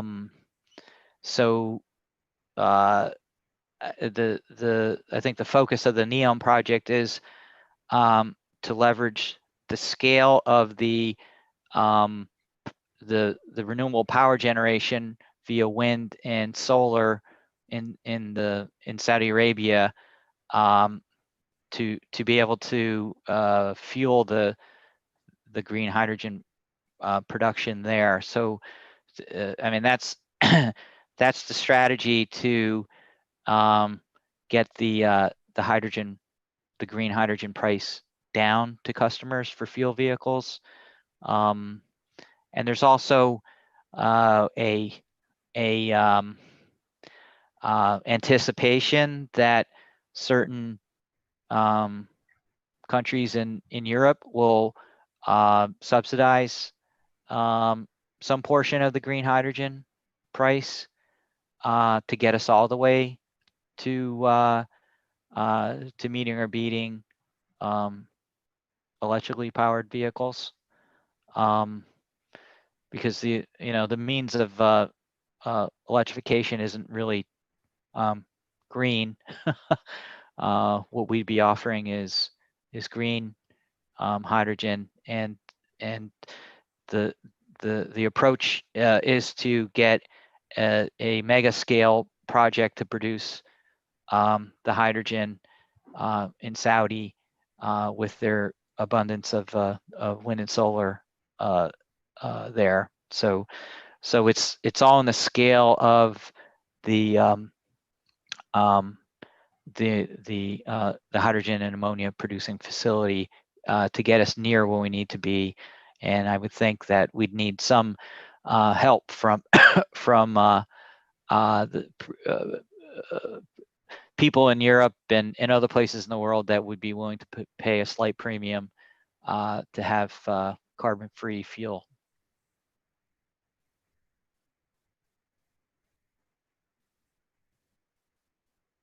We're not really looking at really small versions of this technology. They're all anticipated to be world scale, and this would be a demonstration unit for it. I hope that answered your question.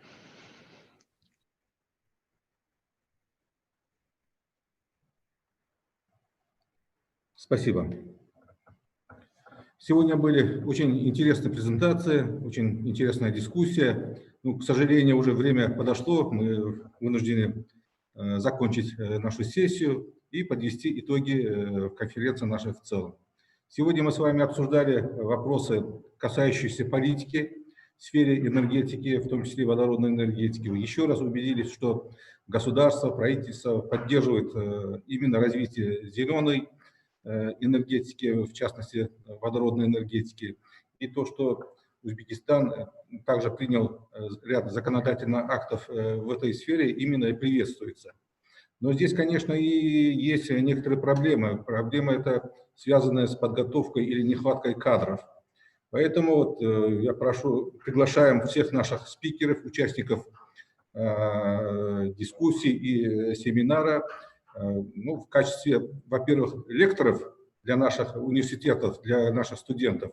Вообще-то мы хотели бы для начала предложить либо онлайн выступить, или же записать видеопрезентацию, чтобы наши студенты, ну, молодые ученые, докторанты еще раз прослушали вас и детально ознакомились с вашими идеями. Во-вторых, мы приглашаем наших спикеров принять участие в разработке национальной стратегии Узбекистана по развитию водородной энергетики. Ну, с каждым из вас, конечно, будет заключен, наверное, отдельный договор. Я думаю, что будут описаны, какие задачи будут поставлены перед экспертной группой и что от этого ожидается. Следующее – это, конечно же, проведение совместных исследований. Как я уже говорил, конечно, мы заинтересованы в проведении исследований, мы уже начали работы, но, опять же, нехватка опыта сказывается, поэтому вот, нам нужны ученые, эксперты в сфере получения водорода, хранения, транспортировки и, конечно, применения в промышленности и в сельском хозяйстве. Вот такие у нас планы. Значит, если вы согласны, мы еще к вам будем обращаться. А если у вас будут вопросы, пожалуйста, через организаторов можете в будущем также задавать вопросы, или свои комментарии, или свои предложения, чтобы мы включили их уже в последний итоговый документ. Если у кого есть дополнительные мнения, пожалуйста, у нас некоторое время, мы можем дать некоторое время.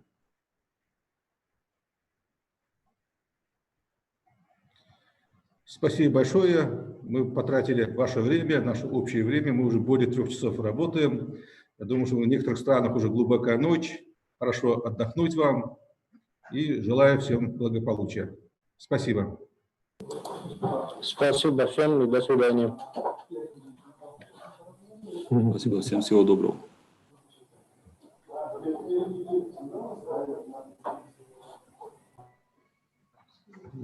Thank you.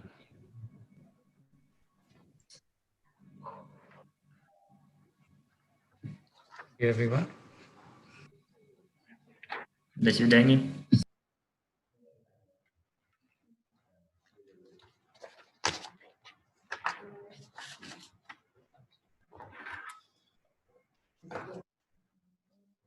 Rahmat, yaxshi o'tdi, yaxshi tashkil etildi. Rahmat.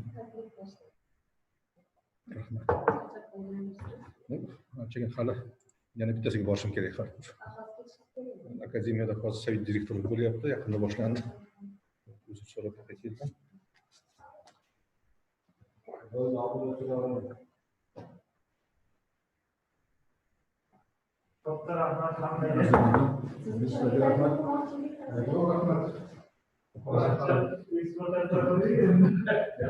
Umumiy ishimiz yaxshi bo'ldi.